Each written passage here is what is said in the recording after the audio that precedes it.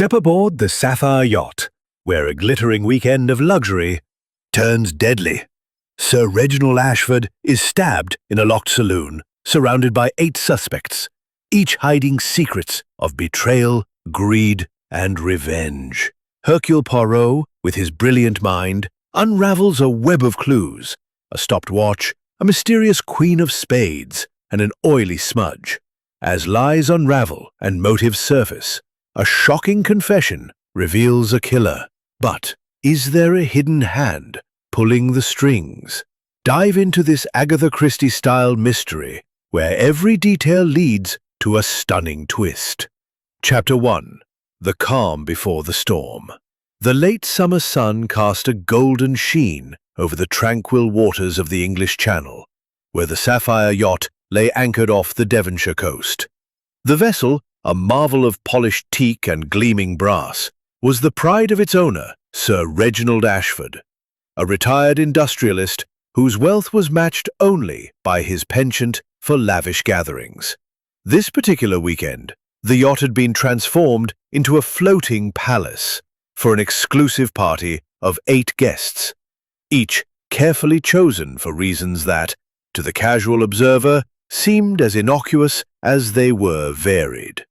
The air was thick with the scent of sea salt and expensive perfume, and the gentle lapping of waves against the hull provided a soothing counterpoint to the murmur of polite conversation on deck. Captain Arthur Hastings, ever the loyal companion of Hercule Poirot, stood at the railing, his eyes scanning the horizon. He had been invited at the last moment, a courtesy extended through Poirot's connection to Sir Reginald's solicitor, who had insisted that the famous Belgian detective might enjoy a weekend of leisure. Hastings, however, knew better. Poirot did not accept invitations for mere relaxation.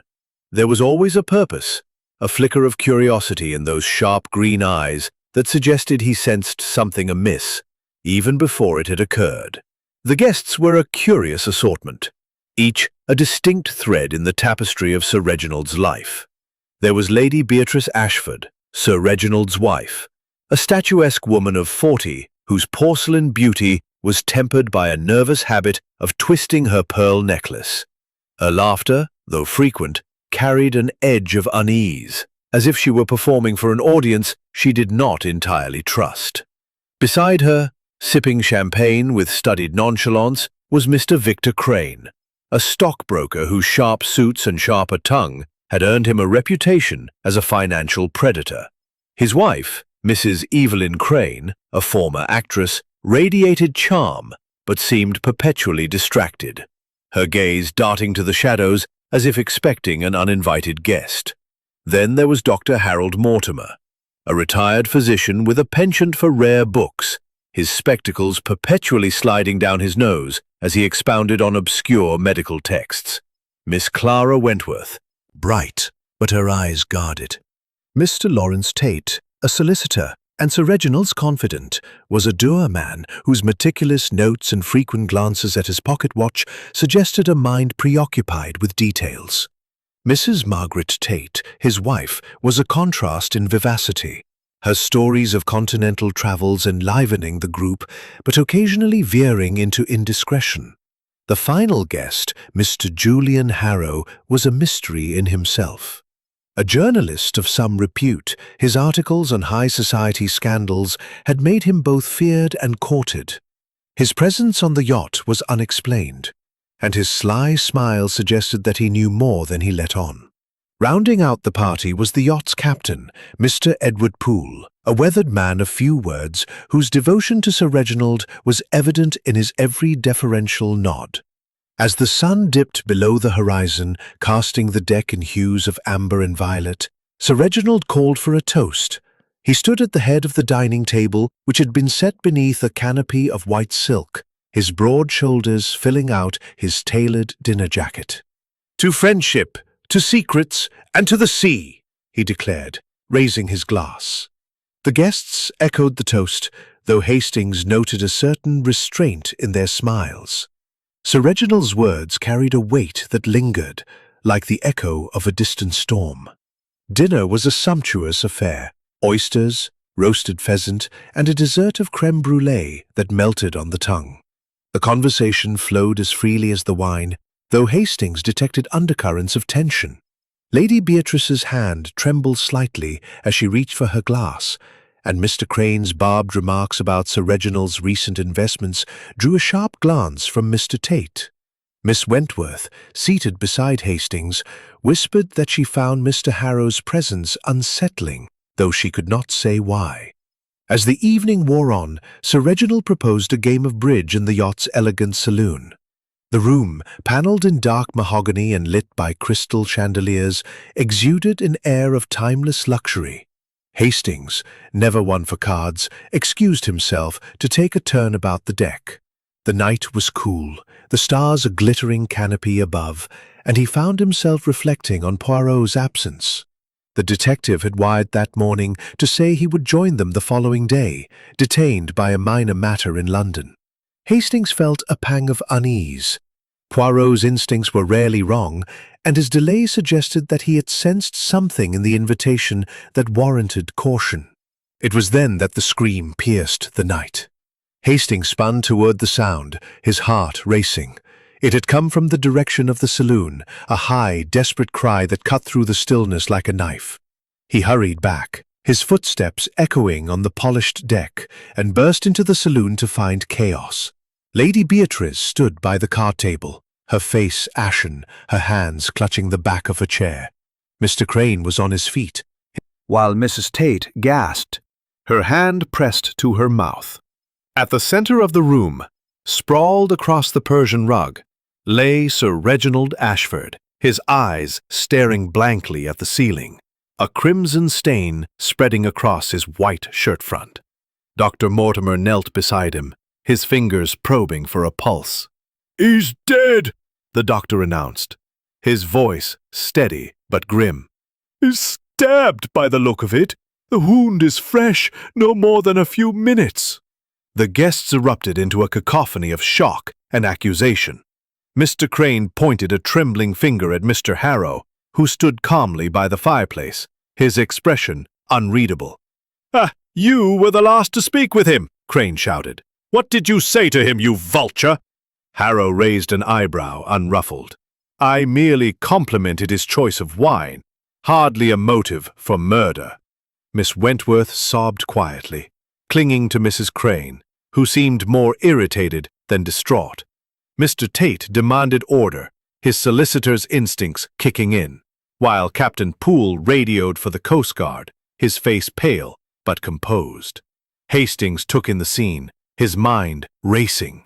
The saloon was a closed space, its only exits the door through which he had entered and a small porthole too narrow for escape. The murder weapon, a slender letter opener with an ornate handle, lay discarded near Sir Reginald's body. It gleamed in the chandelier light, its blade stained with blood. Every guest had been present in the saloon when Hastings left for his walk, and none had passed him on the deck. The killer, it seemed, was still among them. As the guests argued and wept, Hastings felt a familiar calm settle over him, the calm of a puzzle waiting to be solved. He wished Poirot were here, with his meticulous mind and unerring ability to see through deception.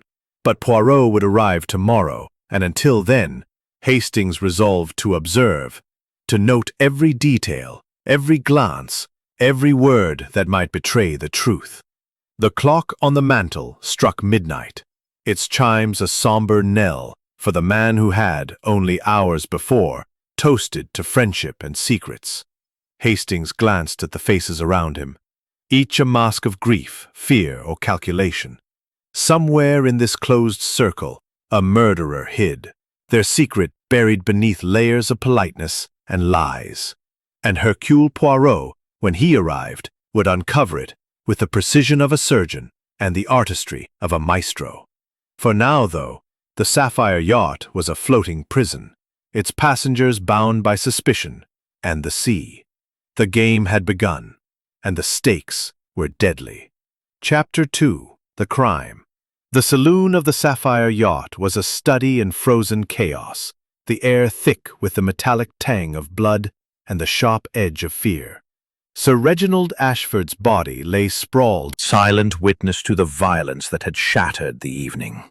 The guests stood in a loose semicircle, their faces a gallery of shock, suspicion, and guarded calculation. Captain Arthur Hastings, standing by the door, felt the weight of the moment press upon him, his mind cataloguing every detail as he awaited the arrival of the one man who could unravel this grim tableau, Hercule Poirot. The scream that had drawn Hastings back to the saloon still echoed in his memory, its piercing note a herald of the tragedy now before them. Lady Beatrice Ashford, her pearl necklace twisted tightly in her fingers, stood trembling, her eyes fixed on her husband's body. "Who could have done this?" she whispered, her voice breaking. "Who would dare?" Mr. Victor Crane, the stockbroker, paced near the fireplace, his sharp features drawn tight with agitation.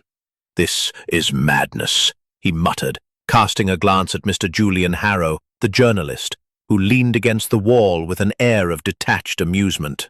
"You were standing closest to him, Harrow. What did you see?"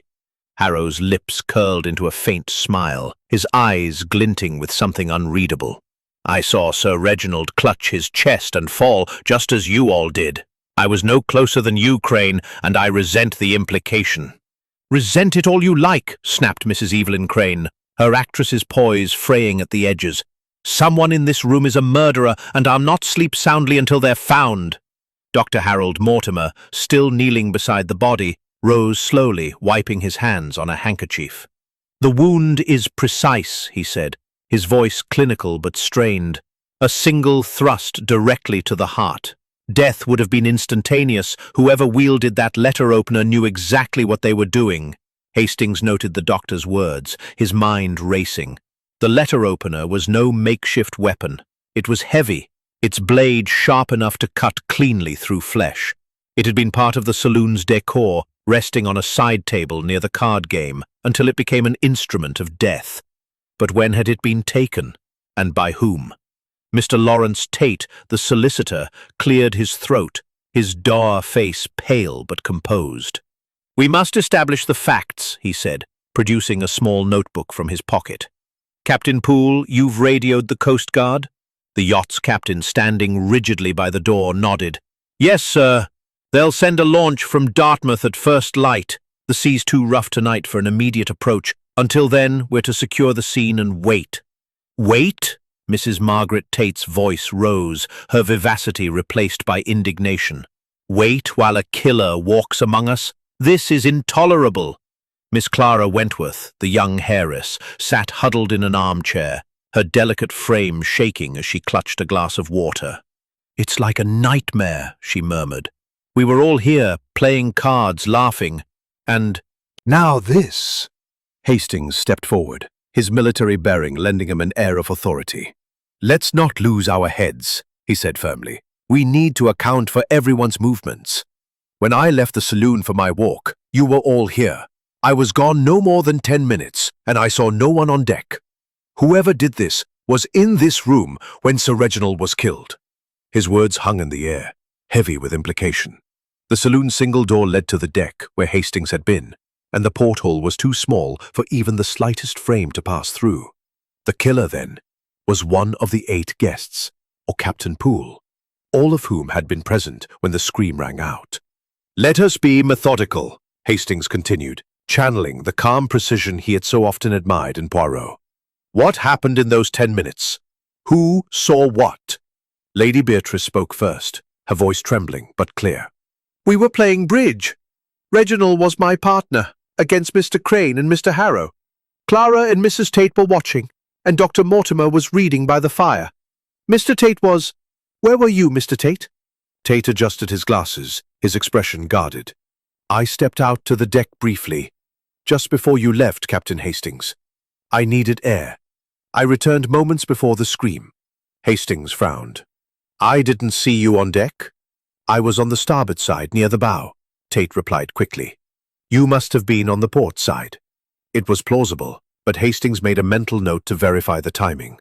The yacht was large, but not so vast that someone could move unseen without effort. "And the rest of you," he pressed. Mr. Crane snorted. I was at the card table, as Lady Beatrice said. Sir Reginald was in fine spirits, though he did seem distracted. He kept glancing at his watch, as if expecting someone. Expecting someone? Mrs. Crane's eyes narrowed. On a yacht in the middle of the channel. That's absurd. Not necessarily, Harrow interjected, his tone smooth. Sir Reginald mentioned earlier that he was awaiting a telegram. Perhaps it was on his mind. A telegram? Lady Beatrice's brow furrowed. He said nothing to me about it. Dr. Mortimer cleared his throat. I noticed Sir Reginald seemed agitated during the game. He misplayed a hand, which was unlike him. I thought it was the wine, but perhaps it was something else. Hastings' gaze swept the room, taking in the subtle shifts in posture, the fleeting glances exchanged. Every detail mattered, as Poirot would say. The letter opener, for instance. When had it been moved from the side table? He recalled seeing it there during dinner, its silver handle catching the light as Mrs. Tate gestured animatedly nearby. Had someone picked it up during the card game? Or earlier? Captain Poole, who had been silent, spoke up. I was at the helm until just before dinner, then joined you all in the saloon. I stepped out briefly, checked the radio at around 10 o'clock, but I was back before the scream. 10 o'clock, Hastings repeated, glancing at the mantel clock, which now read midnight. And what time did the scream occur? 10 minutes past 11, Mr. Tate said promptly, consulting his notebook. I noted it when I heard it. Hastings nodded, his mind constructing a timeline. Sir Reginald had been alive at 11 when Hastings left the saloon. The scream came at 11:10, and Hastings returned within a minute. The window for the murder was narrow, 10 minutes at most.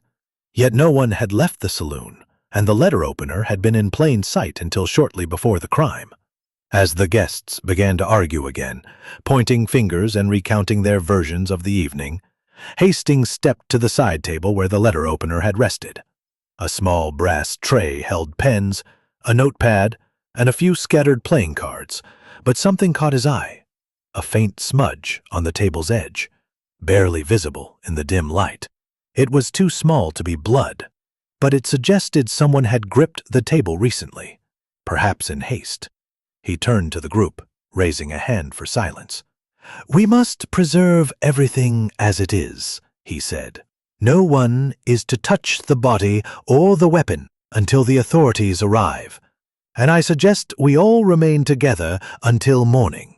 It's safer that way. Safer. Mrs. Crane's laugh was brittle. With a murderer among us? Precisely, Hastings replied, his tone firm. Until my friend Hercule Poirot arrives, we must be vigilant. He will see through this tangle of lies. The mention of Poirot's name elicited varied reactions. Curiosity from Miss Wentworth, a scowl from Mr. Crane, and a flicker of unease from Mr. Harrow. Lady Beatrice's eyes widened, as if the name stirred a memory, but she said nothing. As Captain Poole ushered the guests to the dining room, where they could sit under his watchful eye, Hastings lingered in the saloon. He studied Sir Reginald's body, noting the position of his hands, one clutching his lapel, the other outstretched as if reaching for something. The letter opener lay just beyond his fingers, its blade angled toward the card table. A detail tugged at Hastings's mind. Sir Reginald's watch, visible on his wrist, had stopped at 11:05. Was it broken in the fall, or had it been stopped deliberately? Hastings made a mental note to ask Poirot when he arrived. For now, the yacht was a locked room, its secrets sealed within its polished walls. The murderer was close, their motives hidden behind a facade of civility. And as the night deepened, Hastings felt the weight of Poirot's absence, knowing that only the little Belgian's genius could pierce the darkness that enveloped the sapphire yacht. Rocked gently on the waves, its elegance marred by the grim events of the previous night. In the dining room, where the guests had been confined under Captain Poole's watchful eye, the atmosphere was thick with exhaustion and suspicion. No one had slept. The murmur of hushed arguments and stifled sobs had filled the hours, punctuated by the occasional clink of coffee cups as the yacht's steward, a young man named Willis, served a makeshift breakfast. Captain Arthur Hastings, seated at the head of the table, kept his gaze steady, noting every glance, every nervous gesture, as the group awaited the Coast Guard and, more importantly, Hercule Poirot. The Coast Guard launch arrived at precisely 7 o'clock, its motor cutting through the morning stillness. With it came Poirot, stepping onto the deck with his characteristic precision. His small, neat figure, a stark contrast to the chaos that awaited him. His black patent leather shoes gleamed, his mustache was impeccably waxed, and his green eyes sparkled with an alertness that belied the early hour. He carried a small valise, and his overcoat, though slightly out of place in the summer warmth, lent him an air of unshakable authority. Hastings, who had hurried to meet him, felt a surge of relief at the sight of his friend. "Mon ami Hastings!" Poirot exclaimed, his voice warm but tinged with curiosity. "You have, I see, stumbled into a most intriguing affair. Tell me everything, but quickly, for the little grey cells, they are eager to begin their work." Hastings recounted the events of the previous night. The dinner, the bridge game, the scream, and the discovery of Sir Reginald Ashford's body, stabbed through the heart with a letter-opener. He described the closed circle of suspects: Lady Beatrice, Mr. and Mrs. Crane, Dr. Mortimer, Miss Wentworth, Mr. and Mrs. Tate, Mr. Harrow, and Captain Poole, and the narrow window of opportunity, no more than 10 minutes, during which the murder had occurred. He mentioned the stopped watch at 11:05, the smudge on the side table, and the letter-opener's position near the body. Poirot listened intently, his head tilted slightly, his fingers steepled before him. "Bon," Poirot said when Hastings finished. "A crime most precise, most deliberate. The letter-opener, you say, was part of the saloon's decor, and no one left the room except you and, briefly, Monsieur Tate. This is a puzzle that requires order and method. Let us see the scene of the crime." They entered the saloon, where Sir Reginald's body remained, now covered with a sheet at Dr. Mortimer's insistence. The Coast Guard officer, a gruff man named Inspector Japp, no relation to Poirot's Scotland Yard acquaintance, stood by, taking notes. He greeted Poirot with a nod, clearly familiar with the detective's reputation. "A nasty business." Poirot's eyes twinkled. "The truth, Inspector, is often hidden behind the masks people wear.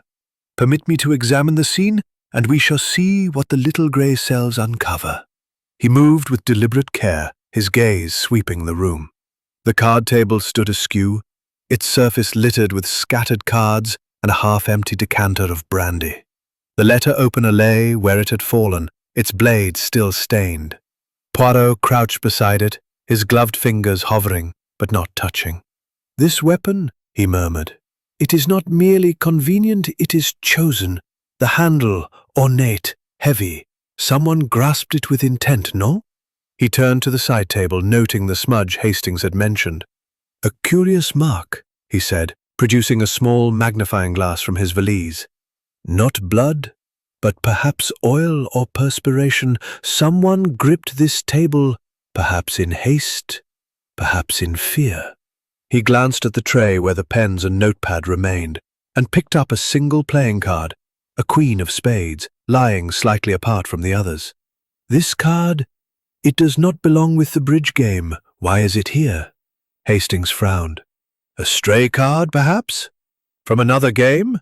"Perhaps," Poirot said, but his tone suggested he thought otherwise. He moved to Sir Reginald's body, lifting the sheet with care. The stopped watch caught his attention immediately. 11:05, he mused. A curious detail, was it broken in the fall, or did someone tamper with it to mislead us? The answer, Hastings, lies in the why. Inspector Japp, growing impatient, interjected. "We've questioned everyone, Mr. Poirot. No one admits to seeing anything unusual, but they're all jittery. Lady Beatrice claims she was at the card table the whole time, but she's cagey about her husband's mood. Mr. Crane swears he was playing bridge, but he keeps pointing fingers at Harrow. Harrow, cool as you like, says he was just watching the game. The others, well, they're a mix of alibis and excuses. Poirot nodded, his expression serene. The alibis, they are like pieces of a jigsaw, Inspector.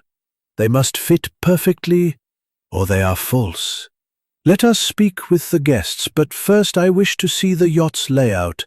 Captain Poole, s'il vous plaît, a tour. Captain Poole, his weathered face etched with strain, led Poirot and Hastings through the yacht's key areas. The saloon, the dining room, the deck, the cabins below, and the small radio room where Poole had checked the equipment at 10. The yacht was compact but luxurious, its corridors narrow but well lit, its cabins locked with sturdy keys. Poirot noted the distances, the angles of sight, and the accessibility of each area, his mind mapping the possibilities. Back in the dining room, Poirot faced the assembled guests, who sat in uneasy silence. Portal, her expression distant. Dr. Mortimer polished his spectacles. Miss Wentworth clutched a handkerchief, and Mr. and Mrs. Tate sat rigidly, their hands clasped. Mr. Harrow, alone, seemed at ease, his notebook open as if he were reporting on the scene rather than part of it. Mesdames et messieurs, Poirot began, his voice soft but commanding. A terrible crime has been committed, and the truth it hides among you. Hercule Poirot does not believe in coincidence. Every detail, every word, every glance, it matters. I ask you now to recount your movements from 10 o'clock last night until the scream at 11:10. Be precise, for the little grey cells, they are listening. Lady Beatrice spoke first, a voice trembling. I was at the card table, playing bridge with Reginald, Mr. Crane, and Mr. Harrow. I noticed nothing unusual, except Reginald seemed distracted, as if waiting for something. Mr. Crane nodded. He kept checking his watch. I thought he was annoyed at my bidding, but it was more than that. I was at the table the whole time, never left. Mrs. Crane's eyes fixed to her husband. I was watching the game, standing near Clara. I stepped to the side table once to fetch a drink, but that was earlier, around 10:30. Dr. Mortimer cleared his throat. I was reading by the fire, but I glanced at the game occasionally. Sir Reginald seemed out of sorts, but I saw nothing suspicious. Miss Wentworth's voice was barely audible. I was with Mrs. Crane, watching the cards. I didn't see anything. Mr. Tate adjusted his glasses. As I told Captain Hastings, I stepped out to the deck for air around 10:50, returned just before the scream. I saw no one. Mrs. Tate nodded. I was with Clara and Mrs. Crane, chatting. I didn't notice anything odd until the scream. Mr. Harrow's smile was faint. I played bridge until Sir Reginald stood to refill his glass. He was near the side table when he fell. I saw nothing else. Captain Poole, standing by the door, added, I was in the saloon from 10:15 onward, except for a brief check of the radio at 10. I was back well before 11. Poirot's eyes narrowed, his mind sifting through the accounts. Merci, he said. Each of you paints a picture, but the colors, they do not yet match. I will speak with you individually. For the truth, it reveals itself in the details. As the guests dispersed to their cabins under Inspector Japp's supervision, Poirot turned to Hastings.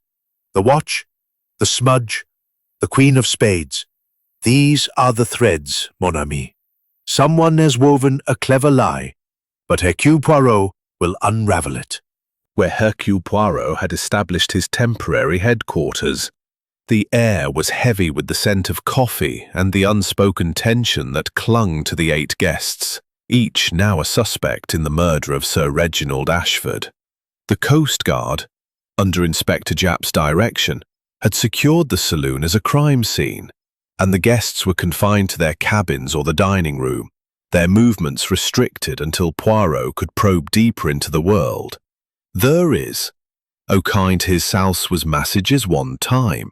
Captain Arthur Hastings stood by Poirot's side, his notebook open, ready to record the detective's observations. Poirot, impeccable in his pinstripe suit, paced the room with measured steps, his green eyes sharp and searching. His small valise rested on a side table, a reminder of his methodical approach, and his moustache quivered slightly as he prepared to question the suspects. "The truth, mon ami," he said to Hastings, "is like a delicate soufflé. It requires patience, precision, and the right ingredients. Let us gather those ingredients now." Poirot had decided to interview each guest individually, believing that private conversations would reveal the subtle contradictions hidden in their collective accounts. The dining room, with its long mahogany table and plush chairs, was a fitting stage for this delicate dance of words. A large clock on the wall ticked steadily, marking the time as 8:30. Poirot began with Lady Beatrice Ashford, whose pale face and trembling hands suggested a grief that was genuine or expertly performed. "Madame," Poirot began, his voice soft but probing, "you were Sir Reginald's wife, his confidant. Tell me, what was his state of mind last night? You said he was distracted. Why?" Lady Beatrice twisted her pearl necklace, her eyes darting to the window. "Reginald was preoccupied," she said. "He had been for days. Business matters, he told me, though he was vague. He kept checking his watch, as if expecting a message or a visitor. But on a yacht, that seemed absurd." "Absurd, perhaps," Poirot said, leaning forward. "Yet you noticed his watch. Did you see him adjust it, or was it always at 11:05? She frowned, her fingers stilling. "I didn't see him adjust it. I assumed it broke when he fell." Poirot nodded, his expression unreadable, and dismissed her gently. Next came Mr. Victor Crane, the stockbroker, whose sharp eyes and sharper tongue suggested a man accustomed to control. "Monsieur Crane," Poirot said, "you played bridge with Sir Reginald. Did you notice the letter opener on the side table during the game?" Crane's brow furrowed. "It was there earlier, during dinner. I didn't notice it during the game. I was focused on my cards. Sir Reginald was careless with his bids, which was unlike him. He seemed anxious." "Anxious about what?" Poirot pressed. Crane shrugged, his tone dismissive. "Investments, perhaps. He was stubborn. Mrs. Evelyn Crane followed, her actress's poise faltering under Poirot's gaze. "I was near the card table watching," she said. "I stepped to the side table once around 10:30 to pour a drink. The letter opener was there then, I think. I didn't pay much attention." Poirot's eyes narrowed. "You think, madame? Precision, it is essential. Did you touch the letter opener?" "No," she said quickly, her cheeks flushing. "I mean, I don't recall. It was just there." Dr. Harold Mortimer, the retired physician, adjusted his spectacles nervously. "I was reading by the fire," he said. "I saw the letter opener on the table earlier, but I didn't notice it during the game. Sir Reginald's behaviour was odd. He misplayed twice, which was unlike him. I thought he might be unwell." "Unwell?" Poirot's voice was sharp. "You are a doctor, monsieur. Did you observe symptoms?" Mortimer hesitated. "Not specifically. Just a general air of distraction. He was pale, perhaps, but I attribute it to the wine." Miss Clara Wentworth, the young heiress, entered next, her delicate frame trembling. "I was with Mrs. Crane and Mrs. Tate chatting," she said softly. "I didn't see the letter opener after dinner. Sir Reginald seemed distant. He kept looking at Mr. Harrow, as if wary of him." Poirot's moustache twitched. "Wary, mademoiselle? Did Sir Reginald speak of Mr. Harrow?" "No," she admitted. "It was just a feeling. Mr. Harrow makes me uneasy too." Mr. Lawrence Tate, the solicitor, was precise but guarded. "I was on deck from 10:50 to just before 11, he said. "I didn't see the letter opener during the game. Sir Reginald was my client. He had financial concerns, but nothing he shared in detail." "Concerns?" Poirot leaned forward. "Of what nature?" Tate's lips tightened. "Business dealings. He was negotiating a sale of assets. I advised caution, but he was determined." Mrs. Margaret Tate, vibrant even in distress, confirmed her alibi with Miss Wentworth and Mrs. Crane. "The letter opener. I saw it at dinner, but not later. I was too busy talking.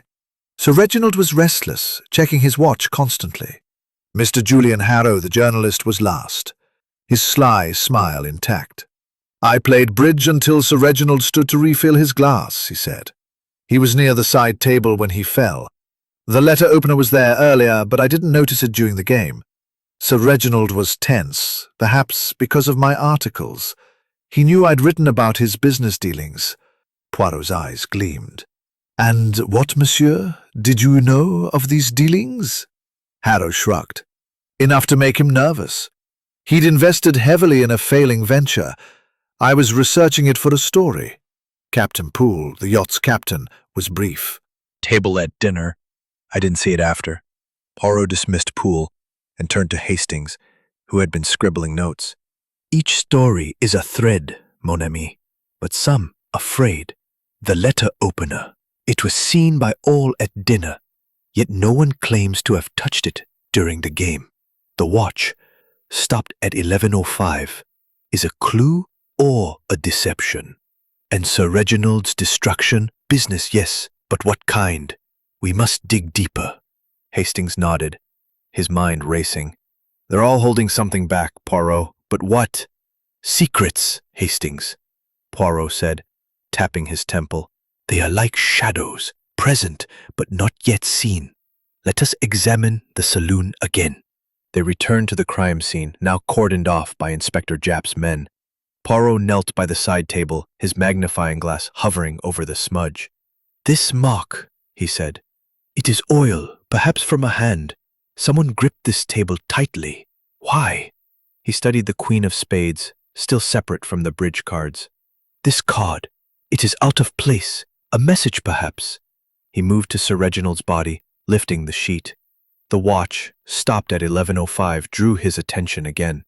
"The mechanism," he murmured, examining it closely. "It is not broken. Someone stopped it deliberately. This is no accident."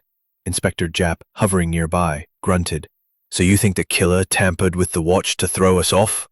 "Perhaps," Poirot said, "or to point us towards something. The time, it is a clue. But to what?" As they left the saloon, Poirot paused by the door, his gaze distant. "The yacht. It is a locked room, Hastings. No one entered, no one left. Yet someone took the letter opener, struck the blow, and returned it to the floor, all in 10 minutes. The answer lies in the details. The watch, the smudge, the card, the glances. We must observe the human heart, for it is there the truth hides." The sapphire yacht rocked gently, its polished surfaces reflecting the morning light. But beneath the calm, a web of lies tightened, and Poirot's little gray cells were only beginning to unravel its strands. Chapter 5. The Red Herrings. The midday sun bathed the sapphire yacht in a deceptive glow, its rays glinting off the polished brass fittings, as if to mock the darkness that had settled over its passengers. In the dining room, the air was thick with suspicion, the guests' faces drawn from a sleepless night and the relentless probing of Hercule Poirot. The Coast Guard, under Inspector Japp's command, maintained a vigilant presence, but it was Poirot's quiet authority that dominated the scene. Captain Arthur Hastings, ever at his friend's side, sensed the shifting currents of tension among the suspects, each of whom seemed to guard, Each plausible yet laced with ambiguity. Now, as the clock struck noon, he gathered the guests in the dining room once more, his small frame radiating a calm that belied the storm brewing within his mind. "Mesdames et messieurs," he began, his voice measured, "a crime has been committed, and the truth, it hides behind a veil of distraction. There are those among you who point fingers, perhaps to divert attention from themselves. Let us examine these red herrings, as the English say." The guests shifted uncomfortably, their eyes darting to one another. Mr. Victor Crane, the stockbroker, was the first to break the silence, his voice sharp with indignation.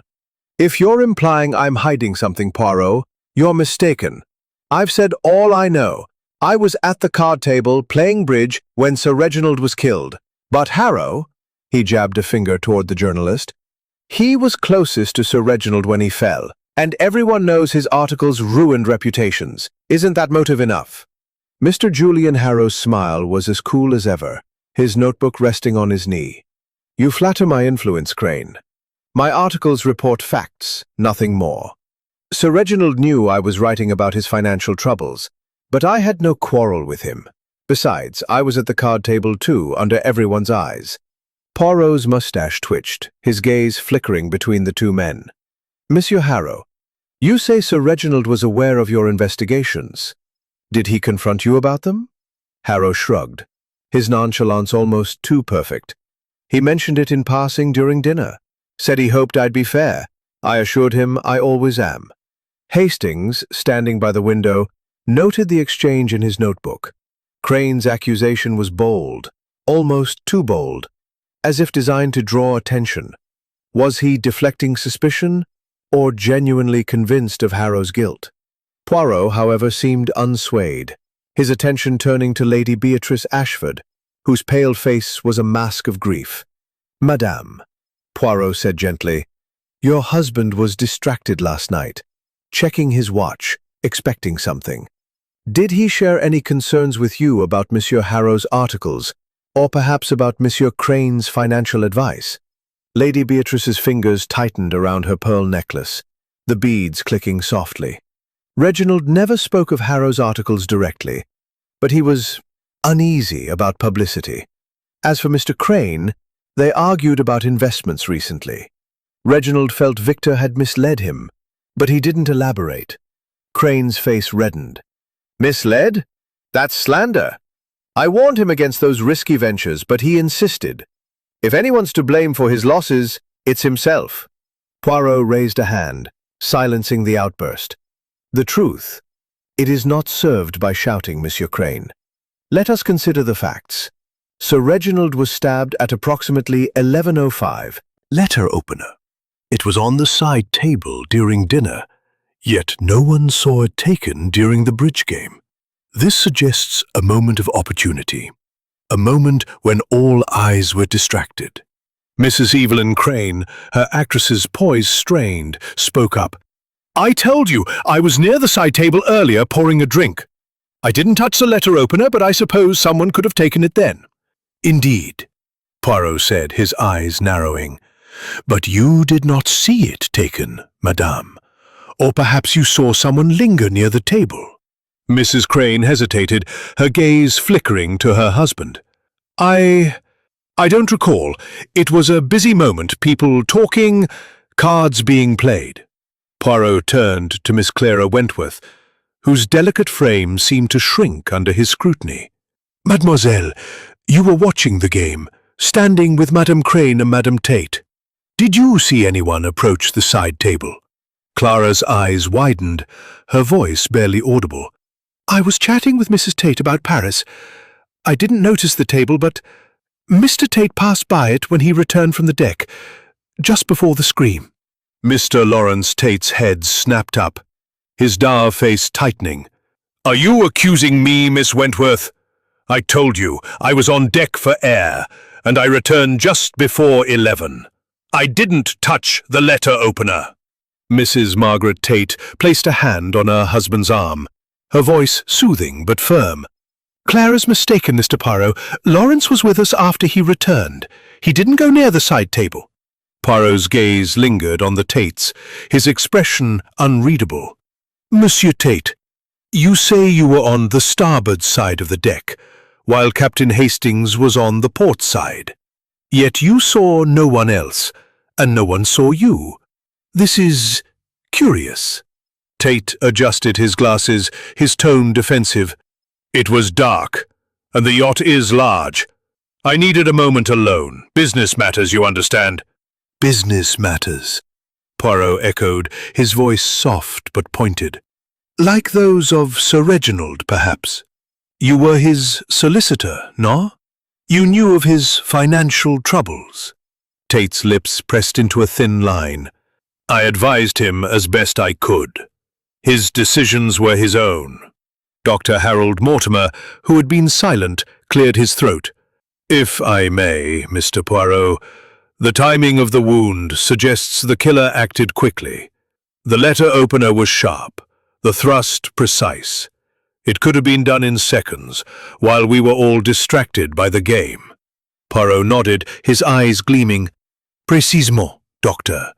A moment of distraction, a swift movement, and the deed is done. But who created this distraction? Taking in the faces before him. Each of you points to another, yet none admit to seeing the critical moment. This is the red herring, mes amis. The accusation that distracts from the truth. Monsieur Crane accuses Monsieur Harrow. Mademoiselle Wentworth points to Monsieur Tate. And yet the letter opener, it does not move itself. He paused, his fingers steepled. Let us consider the Queen of Spades, found on the side table. It was not part of the bridge game. Why was it there? A mistake? A message? Or perhaps a symbol left by the killer? The guests exchanged uneasy glances, the mention of the card stirring a ripple of discomfort. Inspector Japp, hovering nearby, grunted. Sounds like they're chasing shadows, Poirot. We've got a room full of suspects, a murder weapon, and a tight timeline. Someone's lying, plain and simple. Oui, Inspector, Poirot said, his voice calm but firm. But the lie, it is not simple. It is woven with care, hidden in the details. The smudge on the table, the stopped watch, the misplaced card. These are the threads of truth. Hercule Poirot will follow them. As the guests were dismissed to their cabins, Poirot turned to Hastings, his expression thoughtful. The red herrings, they multiply, mon ami. Crane's accusation of Harrow, Tate's solitary walk, the vague memories of the letter opener, these are distractions. But they reveal the killer's fear. Someone is watching us closely, hoping we chase the wrong scent. Hastings frowned, his notebook filled with conflicting accounts. It's a tangle, Poirot. Everyone's alibi seems solid, yet they can't all be true. Précisément, Poirot said, tapping his temple. The truth lies in the contradictions. We must observe the human heart, for it betrays what the tongue conceals. The sapphire yacht remained a floating prison, its secrets locked within its polished walls. As Poirot's little grey cells worked tirelessly, the web of lies grew tighter, and the shadow of the killer loomed ever closer. The afternoon sun hung low over the English Channel, casting long shadows across the deck of the sapphire yacht. Inside the dining room, the atmosphere was stifling, the air thick with the weight of unspoken truths. Hercule Poirot, his small frame a beacon of calm amid the storm of suspicion, sat at the head of the mahogany table, his green eyes scanning the faces of the assembled guests. Each suspect, from the trembling Lady Beatrice to the coolly composed Mr. Harrow, seemed to carry a secret, their alibis interlocking yet frayed at the edges. Captain Arthur Hastings' opener had only deepened the mystery. Now, as the clock on the wall ticked past 3 o'clock, Poirot's attention turned to the subtle inconsistencies that had begun to emerge, like cracks in a polished facade. Mesdames et messieurs, Poirot began, his voice soft but commanding. The truth, it is like a delicate mosaic. Each piece must fit perfectly, or the picture is false. We have heard your stories, but there is a detail, a small thing, that does not align. Let us examine it closely. He reached into his valise and produced the Queen of Spades, the card found on the side table near the murder weapon. Holding it aloft, he studied the guests' reactions. Lady Beatrice's eyes widened. Mr. Crane's fingers twitched, and Miss Wentworth's breath caught. This card, Poirot said, it was not part of the bridge game. Yet, it was found beside the letter opener, where Sir Reginald fell. Why? Mr. Victor Crane snorted, his tone dismissive. A stray card, nothing more. Someone must have dropped it earlier. Non, monsieur, Poirot replied, his eyes gleaming. Hercule Poirot does not believe in accidents. This card was placed deliberately, perhaps as a message, perhaps as a mistake, but by whom? He set the card down and turned to the side table, where the smudge he had noted earlier remained. This mark, he said, pointing to the faint oily residue, it suggests someone gripped the table with force. Not casually, but with intent. Perhaps they took the letter opener, or perhaps they saw something they wished to conceal. Hastings, his notebook open, recalled the scene in the saloon, the scattered cards, the overturned brandy glass, Sir Reginald's body sprawled across the rug. The letter opener had been within reach, but the smudge suggested a moment of urgency. "Could it be from the killer's hand?" he ventured. "Perhaps," Poirot said, "but we must consider all possibilities. The smudge, it is not blood, but oil, perhaps from a glove or from skin. We must learn more." Poirot's gaze shifted to the stopped watch on Sir Reginald's wrist, a detail that had haunted him since its discovery. "The watch stopped at 11:05, he mused. "It was not broken, as I confirmed with my magnifying glass. Someone stopped it deliberately, either to mark the time of death or to mislead us. But why 11:05 when the scream came at 11:10? Inspector Japp, who had been listening from the corner, interjected. "Sounds like a clever trick to throw us off the timeline. Maybe the killer stopped the watch before the murder." "Possible," Poirot said, "but unlikely. To stop the watch requires a moment of calm, not the haste of a murder. No, this is a clue, Inspector, and we must understand its meaning." Poirot turned to Lady Beatrice, whose grief seemed to waver between genuine and performative. "Madame, you said Sir Reginald was distracted. Check it often, or only that night?" Lady Beatrice hesitated, her fingers twisting her necklace. "He was always punctual, but last night he checked it repeatedly, especially after 10. I thought he was waiting for something, a call perhaps, though we were at sea." Poirot nodded, his mind cataloguing the detail. He turned to Mr. Lawrence Tate, the solicitor, whose dour demeanour had not softened. "Monsieur Tate, you were Sir Reginald's confidant. Did he speak of a meeting, a message, or a concern tied to a specific time?" Tate adjusted his glasses, his voice clipped. "He mentioned a telegram he was expecting, but it was to be delivered to shore. He didn't say more." "A telegram," Poirot repeated, his eyes narrowing. "Yet no telegram arrived, and we are far from shore. Curious, no?" He moved to Miss Clara Wentworth, whose delicate features were pale with strain. "Mademoiselle, you said Sir Reginald seemed wary of Monsieur Harrow. Did you notice him check his watch while looking at anyone in particular?"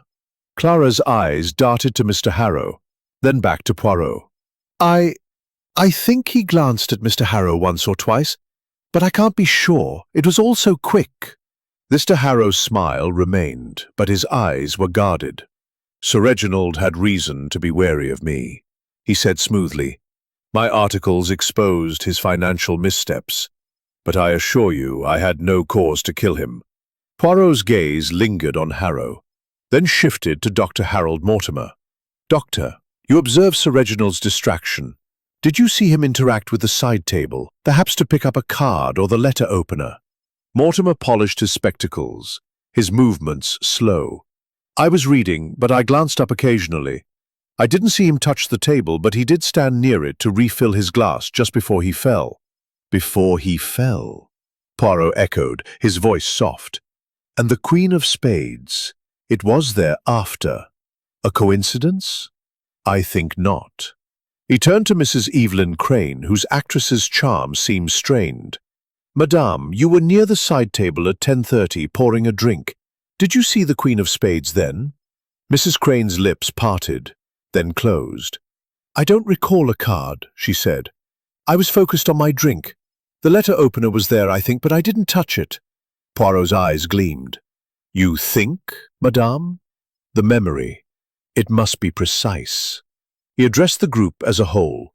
"The Queen of Spades, the smudge, the watch, these are not accidents. They are the fingerprints of the mind, left by the killer. Someone in this room knows their meaning, and Hercule Poirot will discover it."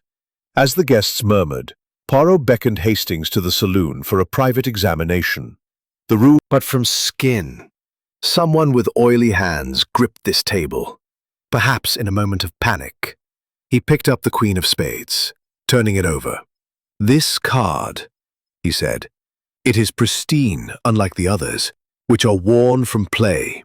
It was placed here recently, perhaps during the murder." Hastings frowned. But why leave a card? It's risky. "Risky, yes," Poirot said, "but deliberate. The killer wishes to tell us something. or to mislead us. The Queen of Spades, in some circles, is a symbol of betrayal, of hidden motives. We must ask, who felt betrayed by Sir Reginald? They returned to the dining room, where the guests sat in uneasy silence. Poirot's presence seemed to tighten the air, each suspect aware that his little grey cells were closing in. "We have a timeline," he said, addressing them. At 10:30, Madame Crane was near the side table. At 10:50, Monsieur Tate was on deck. At 11, Sir Reginald was alive, distracted, checking his watch. At 11:05, his watch stopped. At 11:10, the scream. Somewhere in these minutes, the killer acted. But how? Inspector Japp, growing impatient, muttered, "It's a locked room, Poirot. No one left, no one entered. The killer's one of them, and they're playing us for fools." "Non, Inspector," Poirot said, his voice firm. "They play themselves. For the truth cannot hide forever. The clue, it is in the details. The watch, the card, the smudge. We will find it." As the guests dispersed under Japp's watchful eye, Poirot turned to Hastings. "The killer is clever, mon ami, but they have made a mistake. The Queen of Spades, it is their signature, and it will betray them." The sapphire yacht rocked gently, its secrets buried in the details. Poirot was beginning to unravel. The truth was close, but the web of lies was tighter still. Chapter 7. More lies surface.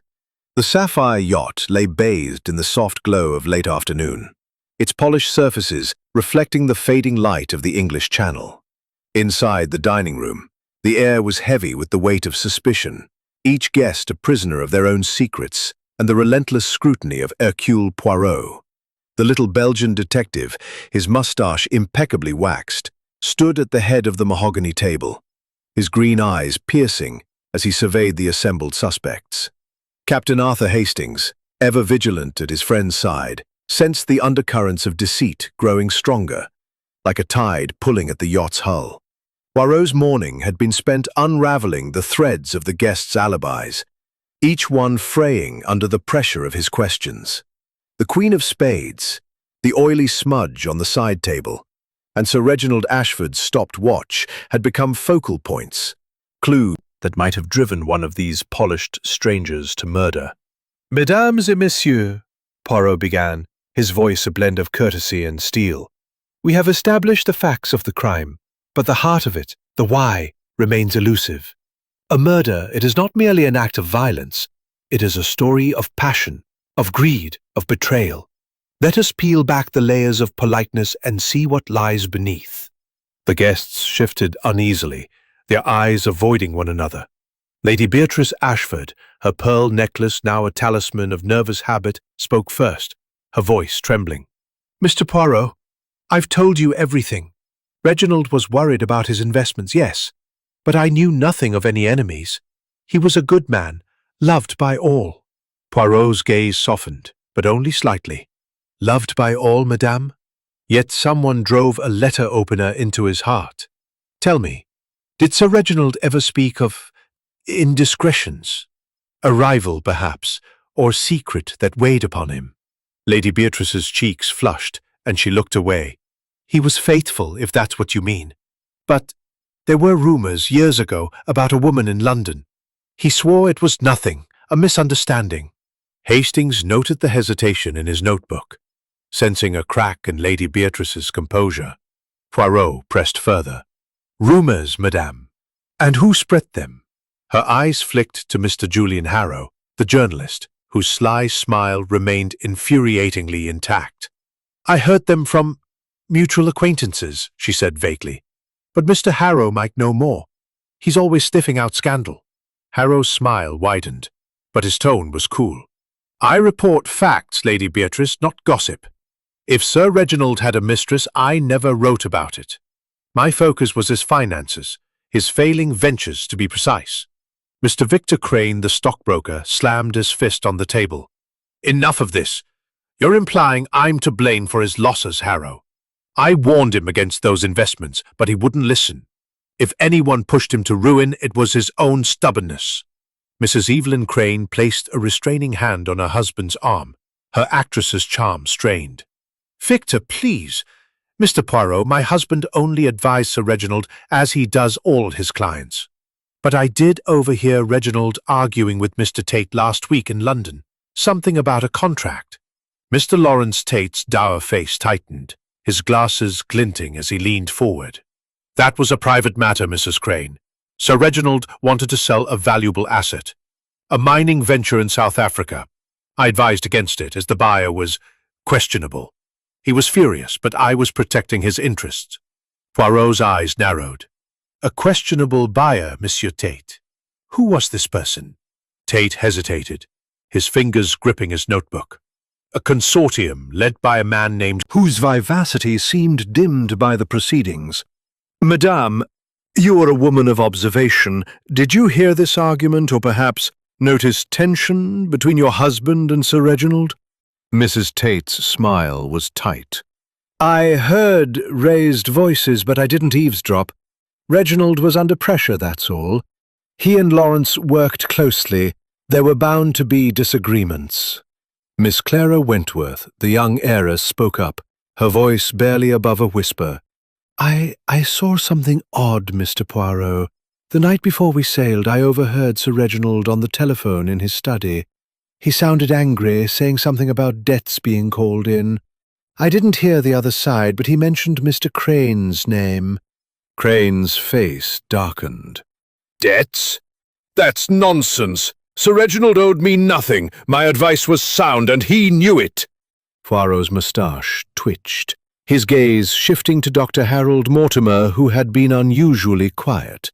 "Doctor, you observed Sir Reginald's distraction. Did you hear any such arguments, or perhaps notice financial strain in his demeanour?"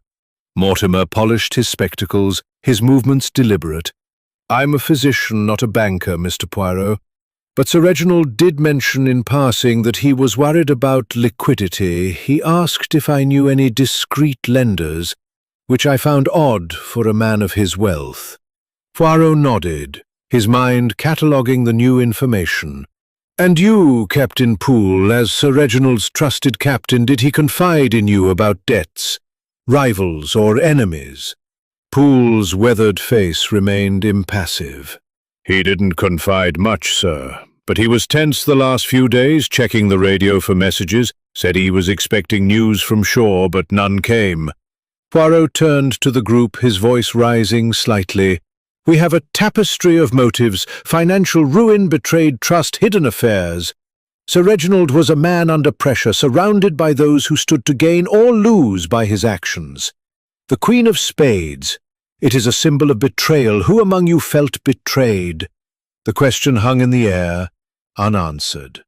Hastings, his notebook filled with conflicting accounts, felt a chill. The lies were multiplying. Debts, arguments, rumours of infidelity, each a thread in a web that grew ever more tangled. He glanced at Poirot, whose calm exterior belied the storm of deduction within. "Let us return to the saloon," Poirot said, dismissing the guests. "There is a detail yet to be uncovered." In the saloon the scene remained unchanged. Sir Reginald's body under its sheet, the letter opener on the rug, the side table with its oily smudge. Poirot knelt by the table, his magnifying glass tracing the mark. "This smudge," he said. "It is from skin, not a glove. Someone with oily hands gripped this table, perhaps in the act of taking the letter." Used in the bridge game. The edges are too crisp, the colour too bright. It was brought here, placed deliberately. Hastings frowned. "But why? To point to someone? Or to distract us?" Poirot said. "The killer is clever, Hastings, but they have left a trail. The watch, stopped at 11:05, the smudge, the card, these are not accidents. They are the killer's mistakes." Inspector Japp, hovering nearby, grunted. "You're making this complicated, Poirot. We've got motives aplenty: Crane's bad advice, Harrow's articles, Tate's argument. Someone snapped and stabbed him." "No, Inspector," Poirot said, his voice firm. "The crime is not a snap of passion. It is calculated, precise. The killer planned this moment, and they left clues to confuse us. But Hercule Poirot sees through the fog. As they left the saloon, Poirot paused by the door, his gaze distant. The lies, they surface like bubbles, Hastings. Debts, affairs, betrayals, each guest hides something. But one hides murder, and we are close to finding them. The sapphire yacht rocked gently, its secrets stirring in the wake of Poirot's relentless pursuit.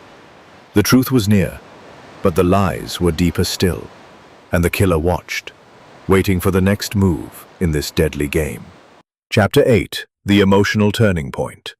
The sapphire yacht drifted silently under the twilight sky, its elegant silhouette a stark contrast to the turmoil within its polished walls.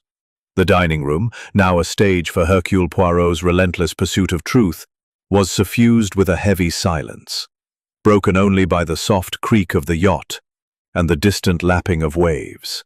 The guests, confined to this opulent prison, wore their exhaustion like a second skin, their faces etched with fear, suspicion, and the strain of maintaining their carefully crafted masks.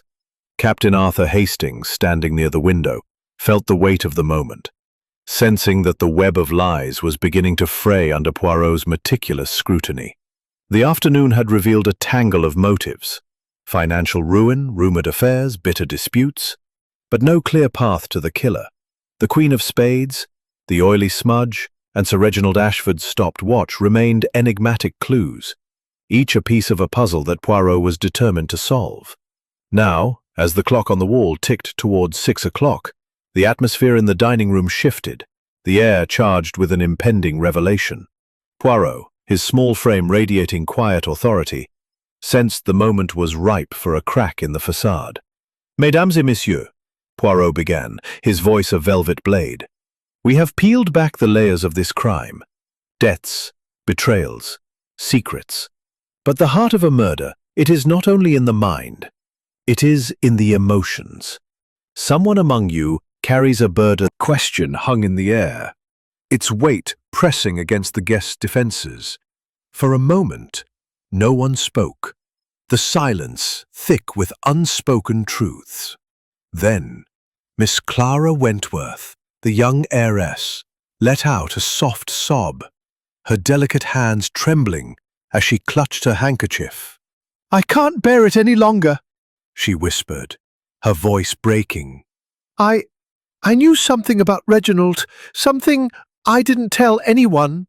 All eyes turned to her, the room's tension spiking.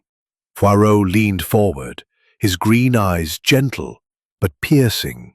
"Mademoiselle, the truth, it is a release. Speak and let us understand." Clara's lips quivered, her eyes brimming with tears. "Reginald, he was my guardian after my parents died. He managed my inheritance, but recently I discovered he'd been diverting funds. I confronted him a week ago in private. He promised to make it right, but he was angry, said I was ungrateful. I didn't want to believe he'd betray me, but the accounts, they didn't lie." Lady Beatrice gasped, her pearl necklace snapping in her hands, beads scattering across the table. "Clara, how could you accuse him? Reginald loved you like a daughter." Clara's tears fell freely now. "I didn't want to believe it, Beatrice, but the numbers were clear.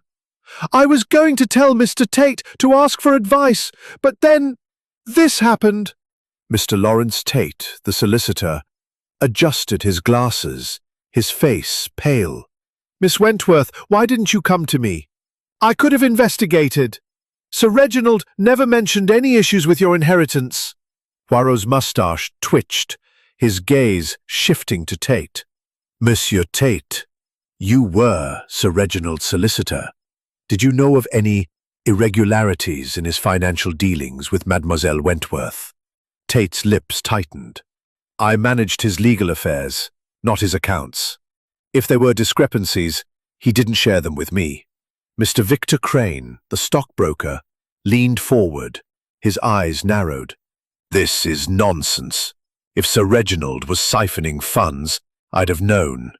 I handled his investments, and his portfolio was solid until he ignored my advice. Mrs. Evelyn Crane, her actress's poise fraying, snapped, "Victor, stop it! You're making it worse! Clara, you should have spoken up sooner. This changes everything."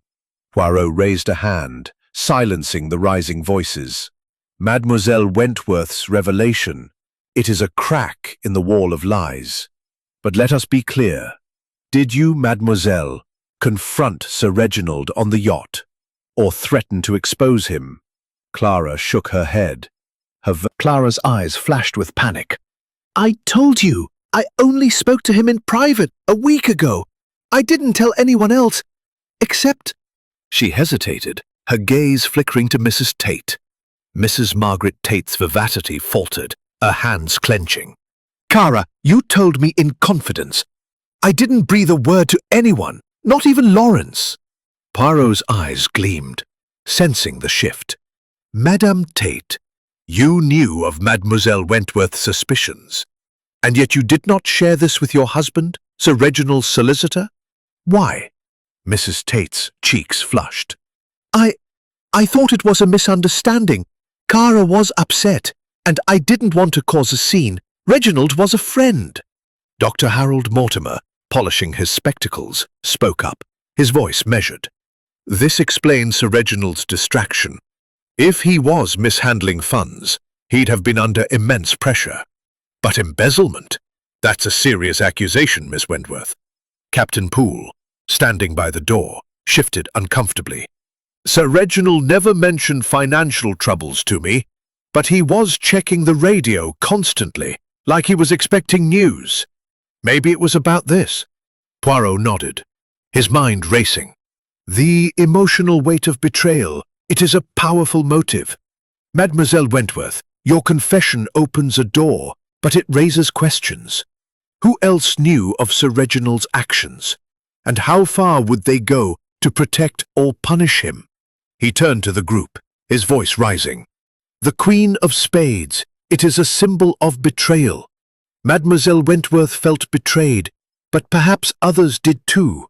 A financial betrayal, a personal one. Each of you has a secret. Who among you acted upon it?" The room fell silent, the guests' faces a gallery of guilt and fear. Hastings, his notebook filled with Clara's revelation, felt a chill. The crack in the facade had widened, exposing a motive that could implicate half the room. But was Clara's confession the truth, or another layer of deception? Poirot beckoned Hastings to the saloon for a private consultation.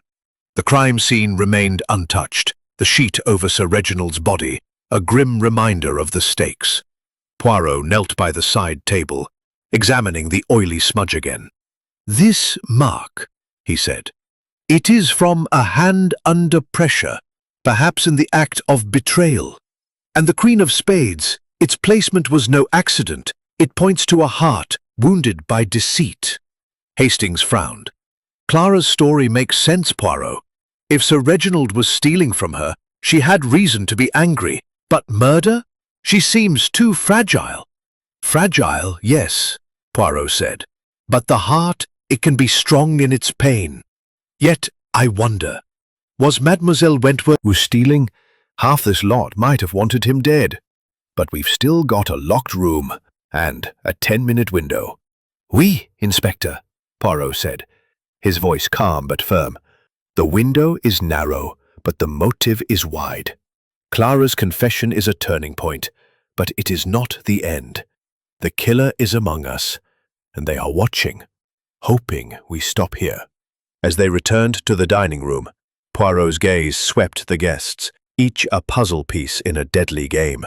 The sapphire yacht rocked gently, its secrets pulsing beneath the surface, and Poirot's little grey cells were closer than ever to piercing the veil of lies.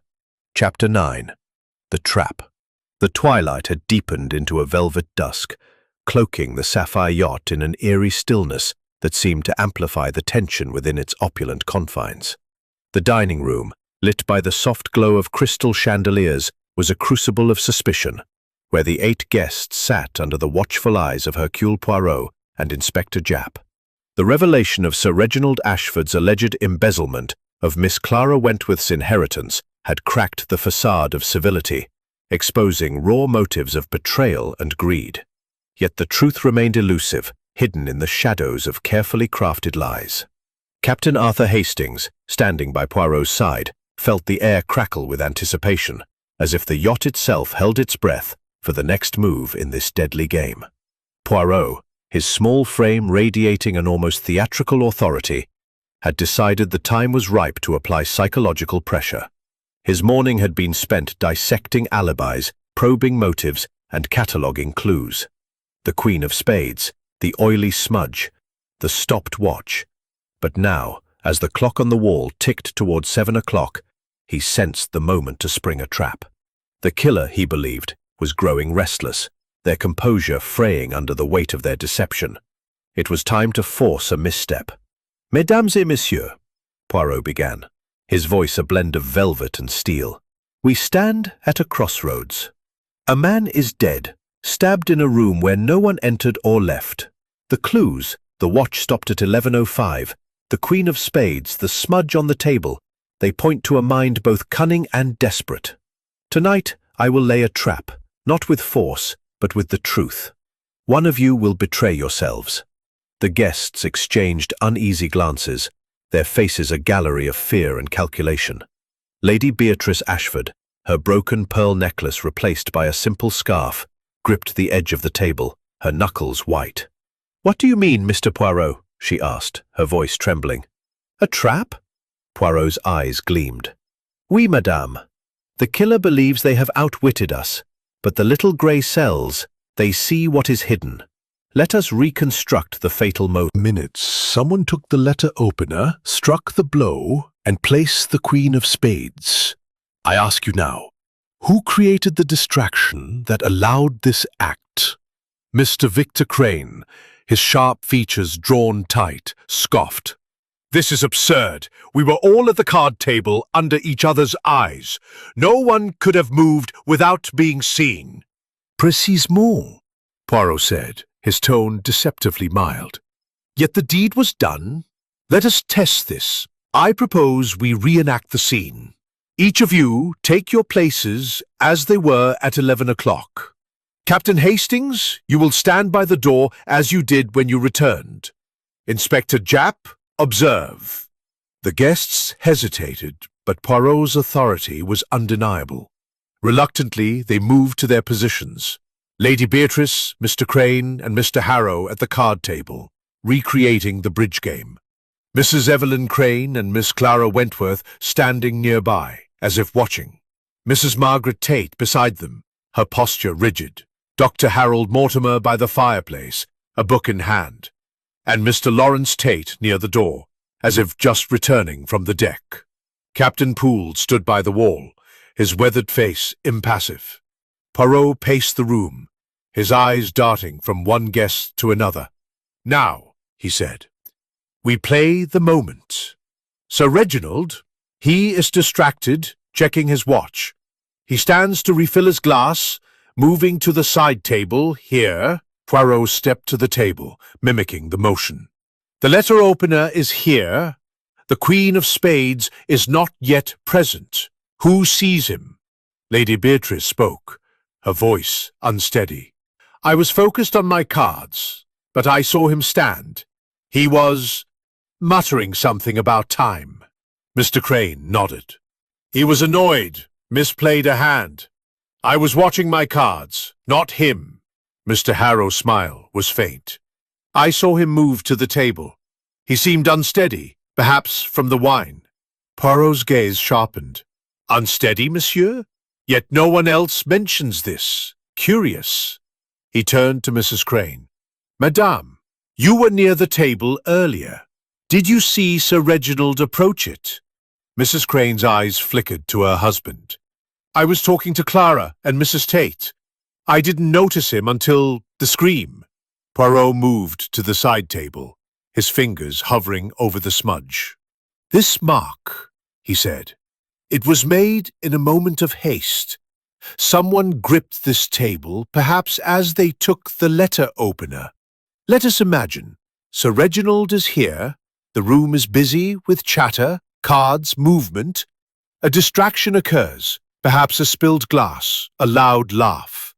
In that moment, the killer strikes. He paused, his eyes sweeping the room. That's when I heard it. Poirot's moustache twitched. A handkerchief, mademoiselle? A small thing, yet it draws the eye. Whose eyes were drawn? Dr. Mortimer cleared his throat. I was reading, but I looked up when Clara bent down. It was a fleeting moment. Poirot nodded, his mind racing. A fleeting moment, yet enough. The killer needed only seconds. Let us try again. Everyone, resume your actions. Talk, play, move as you did. The guests complied, their voices rising in a murmur of forced conversation. Clara dropped her handkerchief, bending to retrieve it. Mrs. Tate laughed, gesturing animatedly. Mr. Crane slapped a card on the table, drawing a sharp glance from Harrow. Poirot watched, his eyes darting from one to another, until he raised a hand. Arrête! Stop! He stepped to the side table, his voice rising. In this moment, the killer acted. The handkerchief falls, eyes turn, and the letter opener is taken. Sir Reginald falls. The Queen of Spades is placed. But the watch? Why 11:05? It is not the time of death, but the time of something else. What? The room fell silent, the guests frozen in their positions. Then Lady Beatrice let out a choked sob, her hands covering her face. I can't bear it, she whispered.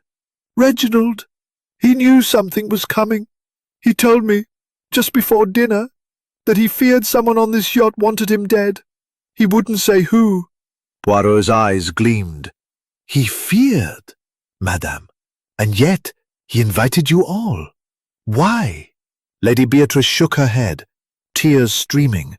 I don't know.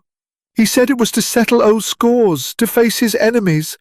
I thought he was being dramatic. The revelation sent a ripple through the room. Mr. Crane's face darkened.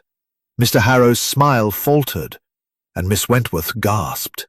Poirot seized the moment, his voice sharp. Enemies, madame? Then each of you is a suspect in his own trap. The Queen of Spades. It is the card of betrayal. Sir Reginald invited you to confront betrayal, and one of you answered with murder.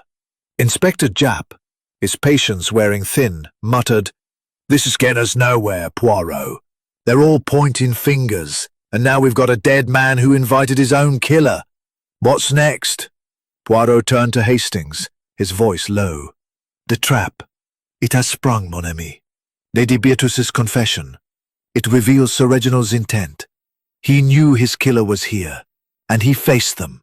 The watch, the card, the smudge, they are his challenge, and the killer's response. Move. Chapter 10. The Reveal. The sapphire yacht lay shrouded in the deep indigo of night, its polished decks reflecting the faint glow of stars above the English Channel. Inside the dining room, the air was taut with anticipation, the guests' faces illuminated by the flickering light of the chandeliers. Hercule Poirot stood at the head of the mahogany table, his small, immaculate figure commanding the room with an air of quiet triumph. The revelations of the past hours, Clara Wentworth's accusation of embezzlement, Lady Beatrice's confession of her husband's fear, had stripped away layers of deception, leaving the truth within reach. Captain Arthur Hastings, his notebook clutched tightly, felt the weight of the moment, knowing that Poirot was about to unravel the deadly puzzle that had ensnared them all. The guests sat in a tense semicircle, their eyes fixed on Poirot. Lady Beatrice Ashford's scarf was twisted in her hands, her face pale with dread. Mr. Victor Crane's sharp features were set in a scowl, his fingers drumming the table. Mrs. Evelyn Crane's actress's poise had crumbled, her gaze darting nervously. Dr. Harold Mortimer polished his spectacles with deliberate care, while Miss Clara Wentworth clutched her handkerchief, her eyes red from crying. Mr. Lawrence Tate's dour expression was unyielding, his wife Margaret's vivacity dimmed by fear. Mr. Julian Harrow's sly smile had vanished, replaced by a guarded watchfulness. Captain Poole stood by the door, his weathered face impassive but alert. "Mesdames et messieurs," Poirot began, his voice clear and resonant, "a crime has been committed. A man is dead, and the truth? It has been hidden behind a tapestry of lies. But Hercule Poirot, with the aid of his little grey cells, has seen through the deception. Tonight, I will reveal the murderer of Sir Reginald Ashford." A collective gasp rippled through the room, the guests leaning forward as Poirot paced slowly, his hands clasped behind his back. "Let us begin with the facts," he said. "Sir Reginald was stabbed at approximately 11:05, as his stopped watch suggests, in a locked saloon where no one entered or left. The weapon, a letter opener, was taken from the side table. A queen of spades, not part of the bridge game, was found nearby, and a smudge of oil marked the table. These are the clues, and they tell a story." He paused, his green eyes sweeping the room. First, the watch. It was stopped deliberately at 11:05, not broken. Why? There, a symbol of betrayal. But whose betrayal? He faced the guests, his voice rising. Sir Reginald invited you all to this yacht knowing one of you was his enemy. He spoke of settling scores, of facing betrayal. Mademoiselle Wentworth revealed his embezzlement of her inheritance, a motive for murder. Monsieur Crane's financial advice led to losses. Monsieur Tate argued over a shady deal. Monsieur Harrow's articles threatened exposure. Each of you had reason to resent him. Lady Beatrice's voice trembled. But why kill him here, in front of us all? Précisément, madame, Poirot said. That is the genius of the crime. The killer used the chaos of the moment, the bridge game, the chatter, Mademoiselle Wentworth's dropped handkerchief, to strike unseen. But they made mistakes. He turned to Mr. Crane. Monsieur, you accused Monsieur Harrow, pointing to his proximity to Sir Reginald, yet you were at the card table, your hands busy with cards. Or were they? Crane's face reddened. I told you I was playing bridge. I didn't touch the letter opener. Poirot's eyes gleamed. And you, Monsieur Harrow, your articles threaten Sir Reginald's reputation, but you claim you saw nothing.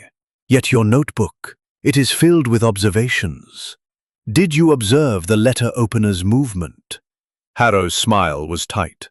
I saw nothing unusual. I was focused on the game. Poirot moved to Miss Wentworth. Mademoiselle, your handkerchief fell at the critical moment, drawing eyes. Was it an accident or a distraction planned by another? Clara's eyes widened. It was an accident, I swear. Poirot nodded, then turned to Mr. Tate. Monsieur, you were on deck until just before the scream, unseen by Captain Hastings. Your hands, are they prone to oiliness, perhaps from handling documents? Tate's lips tightened. I don't see the relevance, Poirot. I was on deck, as I said. Poirot's gaze shifted to Dr. Mortimer. Doctor, you were by the fire, yet you looked up when Mademoiselle Wentworth dropped her handkerchief. Did you see the letter opener taken? Mortimer hesitated. I saw Sir Reginald near the table, but nothing else. Poirot's voice grew sharper. And you, Madame Crane? You were near the side table earlier, pouring a drink. Your hands, are manicured, yet perhaps not as clean as they seem. Mrs. Crane flinched. I didn't touch the letter opener. I told you that. Poirot stepped back, his hands raised for silence. Enough. The truth is clear. The killer is among you, and their mistake was the Queen of Spades. It was not a random card, it was a message, a confession of betrayal. Sir Reginald's watch was stopped at 11:05 to mark the moment the killer decided to act, not Silent. Yet your husband's argument with Sir Reginald over a shady deal was heated. You knew of Mademoiselle Wentworth's suspicions, yet you did not tell your husband. Why? Because you, too, felt betrayed. Mrs. Tate's eyes widened, her hands clenching. "What are you saying, Mr. Poirot?" Poirot's voice was relentless. "You were Sir Reginald's mistress years ago, were you not? The rumors Lady Beatrice heard, they were true. When he ended the affair, you were humiliated, and when you learned he was embezzling from Mademoiselle Wentworth, your friend, you saw a chance for revenge." The room erupted in gasps. Mr. Tate's face drained of color. "Margaret, is this true?" Mrs. Tate's composure shattered, her voice a sob. "Yes, it's true.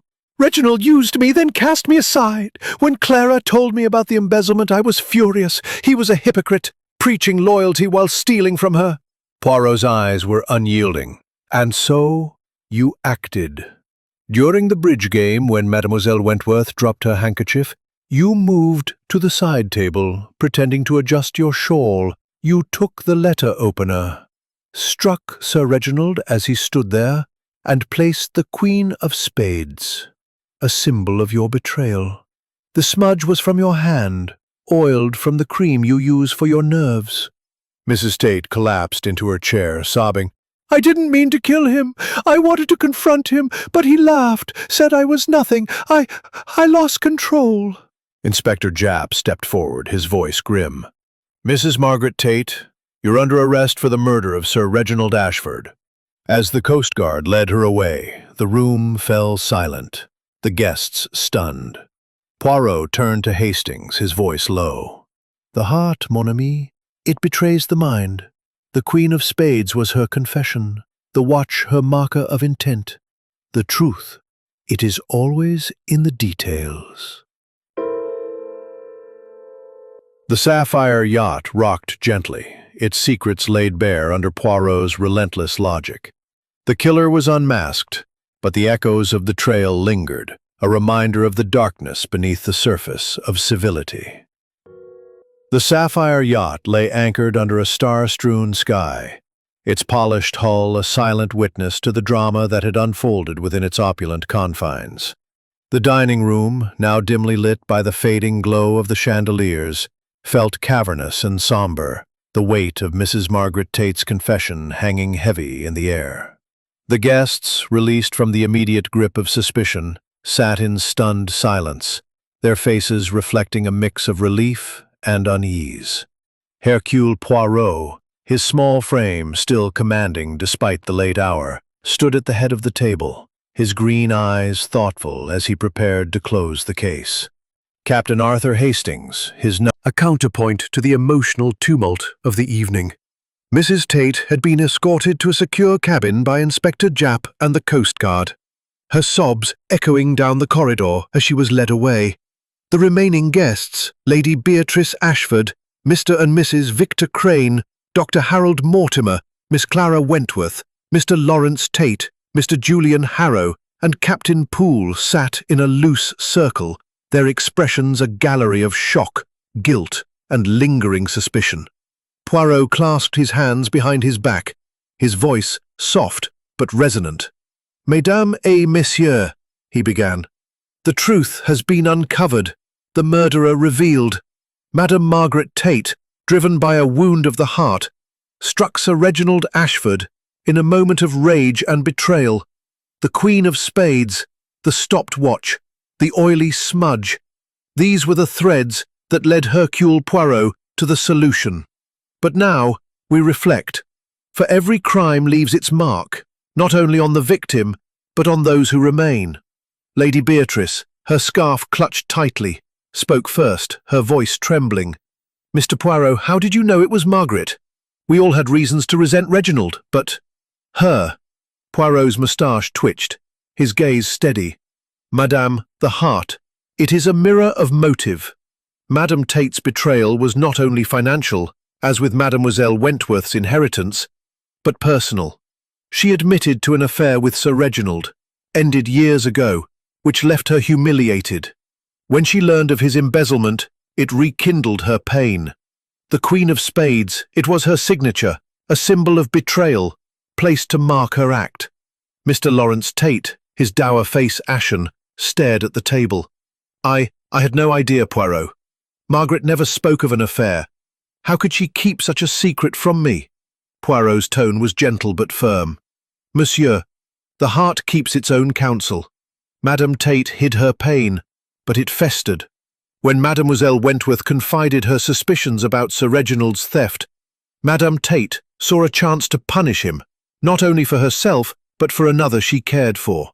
Miss Clara Wentworth, her eyes still red from tears, whispered, I trusted her. I told her about the missing funds, thinking she'd help me. I never imagined. Poirot raised a hand. Mademoiselle, you are not to blame. Your honesty opened the door to the truth, though it was painful. The killer's mistake was in believing they could hide their motive behind the chaos of the moment. Mr. Victor Crane, his sharp features softened by exhaustion, leaned forward. But the watch, Poirot, why 11:05? And the smudge, how did they point to Margaret? Poirot's eyes gleamed. The watch, Monsieur Crane, was stopped deliberately, not at the moment of death, but at the moment Madame Tate decided to act. She admitted to confronting Sir Reginald at the side table. Confession. The smudge, it was from the cream she used for her nerves, oily, distinctive, left when she gripped the table in her agitation. Mrs. Evelyn Crane, her actress's poise partially restored, frowned. And the Queen of Spades, why leave it at all? The card, Poirot said, was her flourish, her accusation. In her mind, Sir Reginald was the betrayer, and the Queen of Spades symbolized her retribution.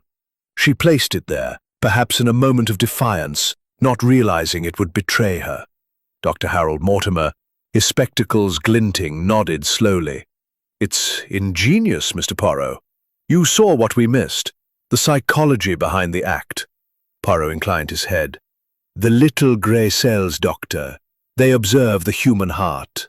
The clues, they were not mere objects, but reflections of motive. Madame Tate's hand, trembling with emotion, left the smudge. Her choice of the card revealed her pain. Her stopping of the watch marked her decision. Mr. Julian Harrow, his notebook closed, spoke with a rare sincerity. You've turned a scandal into a tragedy, Poirot. I thought I knew Sir Reginald's secrets, but it's deeper than I imagined. Poirot's gaze softened. Monsieur Harrow, your articles sought the truth, but the truth is often more complex than scandal. Sir Reginald invited you all, knowing his enemies were among you. He sought to confront his betrayals, but in doing so, he invited his own end. Captain Poole, silent until now, cleared his throat. Sir Reginald was a hard man, but he didn't deserve this. I wish I'd seen something, done something. Poirot's voice was kind. You did your duty, Captain. The fault lies with the one who chose violence over justice. Inspector Japp, standing by the door, grunted. A tidy solution, Poirot, but a messy one for us. Mrs. Tate's confession makes it open and shut, but I'll need your report for the paperwork. Poirot smiled faintly. You shall have it, Inspector. The truth, it is always tidy when seen clearly. As the guests began to disperse, their movements slow and heavy, Poirot turned to Hastings, his expression reflective. Mon ami, he said, this case, it reminds us that the heart is both the source of love and of vengeance. Sir Reginald's ambition, his secrets, they sowed the seeds of his destruction. Madame Tate, she was not evil, but wounded, and in that wound she found murder. Hastings closed his notebook, his mind still reeling. It's a sad business, Poirot. She seemed so lively, so kind. To think she carried such pain. Oui, Poirot said, his voice low. The human heart, it is a mystery even to Hercule Poirot. But we must respect its power, for it can lead to great good or great evil. Justice awaited. The Sapphire Yacht, once a stage for elegance and intrigue, now felt like a relic of a tragedy, its secrets laid bare. Will you stay for the journey back, Poirot? Hastings asked, following him to the railing. Poirot shook his head, his eyes fixed on the horizon. Non, mon ami. My work here is done. The truth is revealed, the killer unmasked. I return to London, where other puzzles await. But you, Hastings, you will record this, no? For the world must know how Hercule Poirot solves the impossible. Hastings smiled, clutching his notebook. I'll write it all, Poirot, every detail. As the yacht prepared to sail for shore, Poirot's small figure descended to the launch, his valise in hand. The sapphire yacht faded into the night, its story complete, but its echoes lingered in the hearts of those who remained, a testament to the power of truth and the peril of betrayal. Chapter 12. Shadows of Motive. The sapphire yacht cut through the dark waters of the English Channel, its engines humming softly as it made its way toward the Devonshire coast. The night was deep, the stars obscured by a veil of clouds, and the yacht's interior felt like a mausoleum, its elegance tainted by the tragedy that had unfolded. The dining room, though now empty of guests, still echoed with the weight of Mrs. Margaret Tate's confession, her admission of murder, a seismic shock that had left the remaining passengers reeling. Hercule Poirot, however, was not yet ready to close the case entirely. Though the killer had been unmasked, a lingering unease gnawed at his meticulous mind, suggesting that the tapestry of motives was not yet fully unraveled. Captain Arthur Hastings, standing on the deck under the cool night air, clutched his notebook, his thoughts a whirlwind of the day's revelations. Mrs. Tate's confession had been dramatic, her motive rooted in a personal betrayal that had festered for years. Yet something in Poirot's demeanor, the slight furrow of his brow, the restless twitch of his mustache, suggested that the little Belgian detective was not entirely satisfied. As the Coast Guard launch prepared to depart with Mrs. Tate, Poirot lingered on the yacht, his green eyes scanning the horizon as if searching for an elusive detail.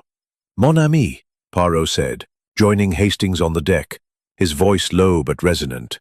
The case, it appears solved, yet the little grey cells, they protest. There is a shadow, a thread not yet woven into the pattern. We must examine it before we depart.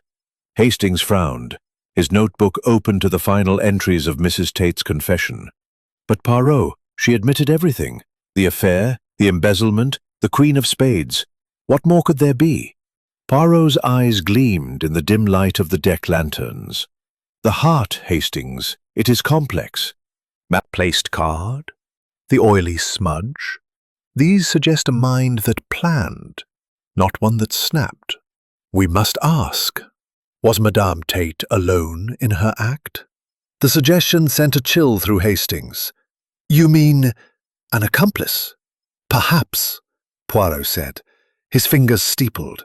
Or perhaps a deeper motive, hidden behind her confession. Let us return to the dining room and speak with the others once more. The truth, it is like a diamond. It shines brightest when all facets are seen. They re-entered the dining room, where the remaining guests had gathered, their faces drawn with exhaustion and unease. Lady Beatrice Ashford sat with her scarf clutched tightly, her eyes red from crying. Mr. Victor Crane and his wife Evelyn sat apart, their usual sharpness dulled by shock. Dr. Harold Mortimer polished his spectacles absent-mindedly, while Miss Clara Wentworth stared at her hands, a delicate frame trembling. Mr. Lawrence Tate, now alone without his wife, looked hollow, his dour demeanor replaced by a quiet devastation. Mr. Julian Harrow, his notebook closed, watched the proceedings with a journalist's curiosity, though his sly smile was gone. Captain Poole stood by the door, his weathered face etched with fatigue. Mesdames et messieurs, Poirot began, his voice cutting through the silence.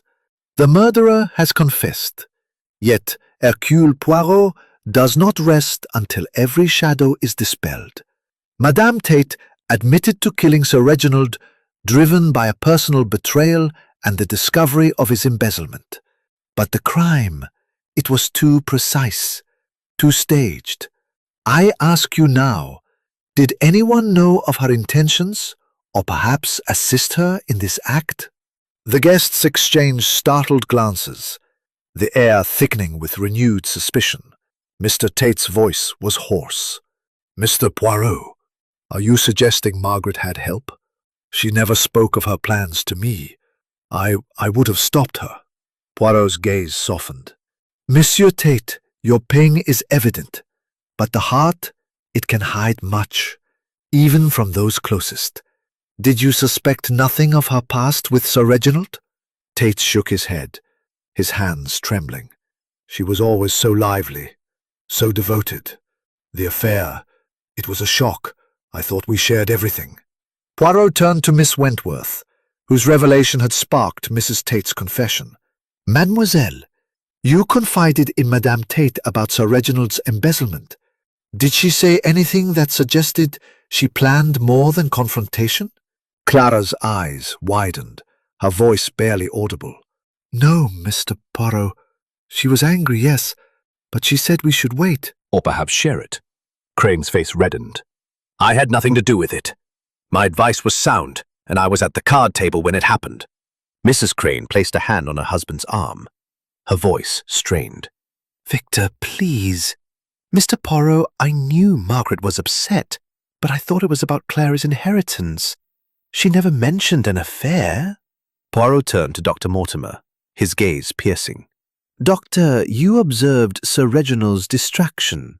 Did you notice Madame Tate's behavior during the bridge game? Perhaps a glance, a gesture?" Mortimer hesitated, his spectacles glinting. "She was animated, as always, but "I did see her near the side table once, adjusting her shawl. I thought nothing of it at the time." Poirot nodded, his mind racing. "And you, Monsieur Harrow, your articles threatened Sir Reginald's reputation. Did you know of Madame Tate's connection to him?" Harrow's expression was guarded. "I heard rumors of an affair years ago, but I never confirmed them. My focus was his finances, not his personal life." Captain Poole, silent until now, spoke up. Sir Reginald was tense, checking the radio for a message that never came. If Margaret planned this, she didn't share it with me. Poirot stepped to the center of the room, his voice rising. "The crime was staged. The watch stopped at 11:05. The Queen of Spades placed deliberately. Madame Tate confessed, but the precision suggests preparation. Did someone know her intent? Or perhaps guide her hand?"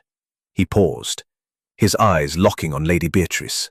"Madame Ashford, you knew of the rumors about your husband's affair. Did you suspect Madame Tate?" Lady Beatrice's scarf slipped from her hands, her voice trembling. I heard the rumors, yes, but I never believed them. Reginald swore they were false. I didn't know Margaret was involved until today." Poirot's gaze softened, but his voice remained firm. "The truth, it is a fragile thing. Madame Tate acted, but the shadows of motive linger. The Queen of Spades was her confession, but the watch, the smudge, they suggest a plan beyond a moment of rage." Inspector Japp, hovering nearby, grunted. "Poirot, you've got your killer. Why stir the pot? She confessed, and we're taking her to shore." Poirot turned to Japp, his expression resolute. "Because, Inspector, the truth must be complete. If there is an accomplice or a hidden hand, Hercule Poirot will find it." He turned to Hastings, his voice low. "Mon ami, the case is solved, yet the heart of it remains troubled. Madame Tate's confession is true, but the staging..." Clear. As the guests dispersed to their cabins, the Sapphire yacht sailed on, its secrets not yet fully laid bare. Poirot's reflection had cast new shadows, and the truth, though close, remained just out of reach. Chapter 13. The Hidden Hand. The Sapphire yacht glided through the dark waters of the English Channel, its silhouette a ghostly outline against the moonless night. The dining room, once a stage for elegance and intrigue, now felt like a confessional, its atmosphere heavy with the aftershocks of Mrs. Margaret Tate's confession. The guests, though relieved that the murderer had been unmasked, remained uneasy, their trust in one another shattered by the revelations of betrayal and deceit. Hercule Poirot, his small frame radiating an unrelenting determination, stood at the head of the mahogany table, his green eyes searching for the final piece of the puzzle.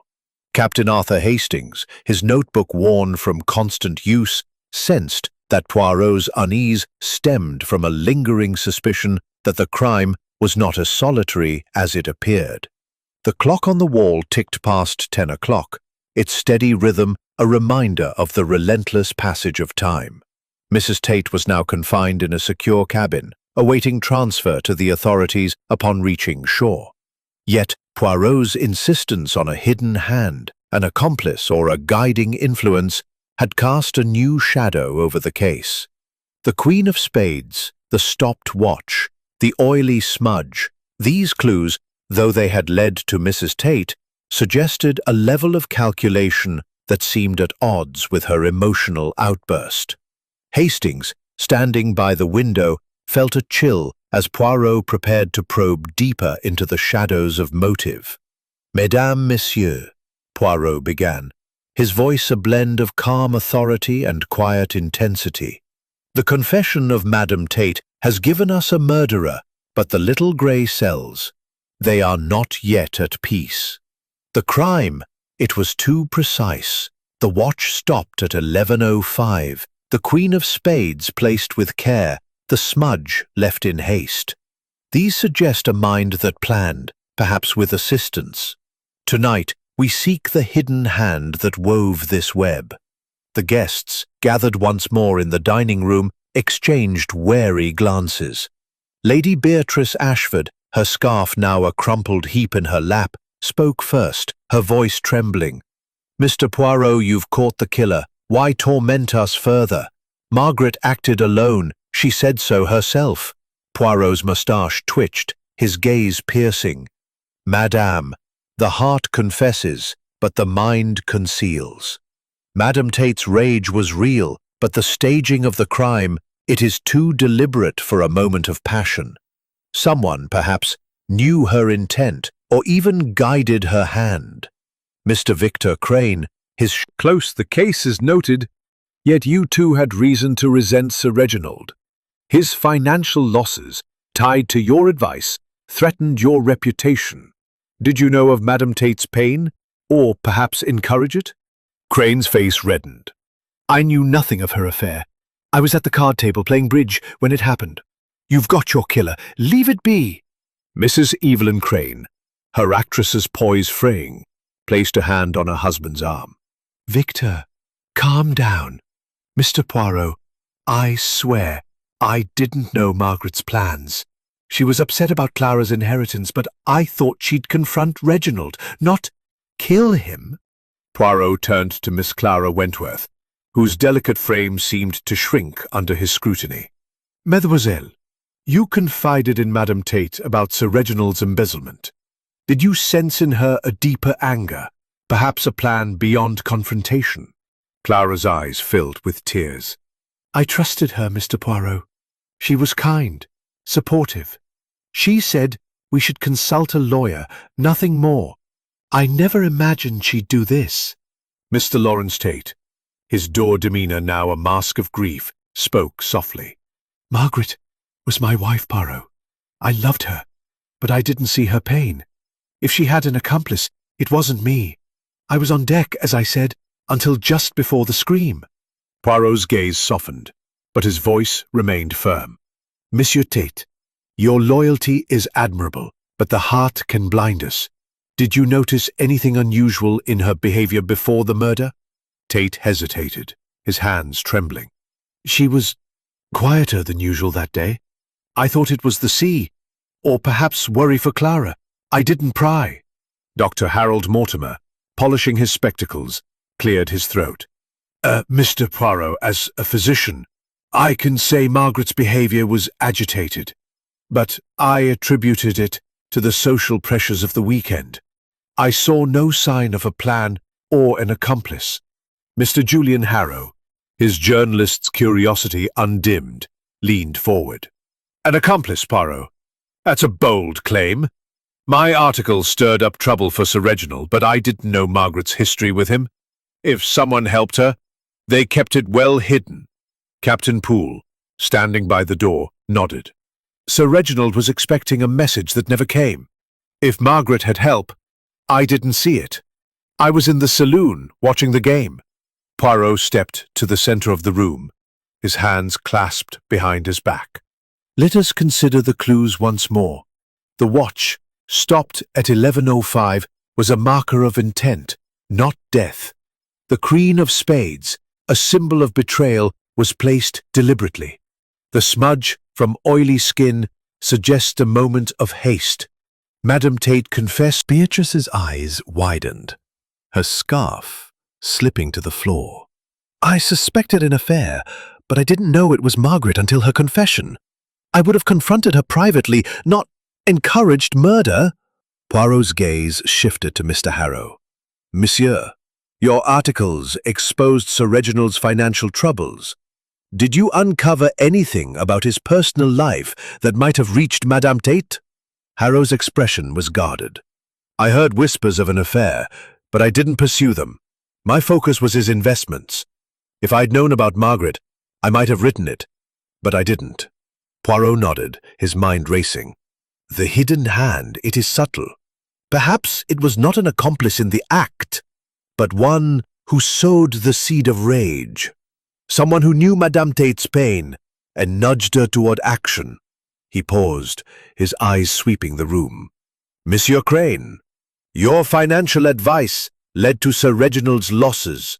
Did you perhaps share with Madame Tate your own frustrations with him, knowing her connection to Clara? Crane's jaw tightened. I barely spoke to Margaret. I was focused on my cards, not her grudges. Poirot's voice softened, but his eyes were unrelenting. Yet someone spoke to her, or knew her intent. The Queen of Spades was no accident. It was a message, and only one who understood her betrayal could have chosen it. A sudden realization struck Hastings, his notebook trembling in his hands. Poirot, could it be? Someone planted the card after the fact to ensure Margaret was caught. Poirot's eyes gleamed. Précisément, mon ami. The card. It was too perfect, too poetic.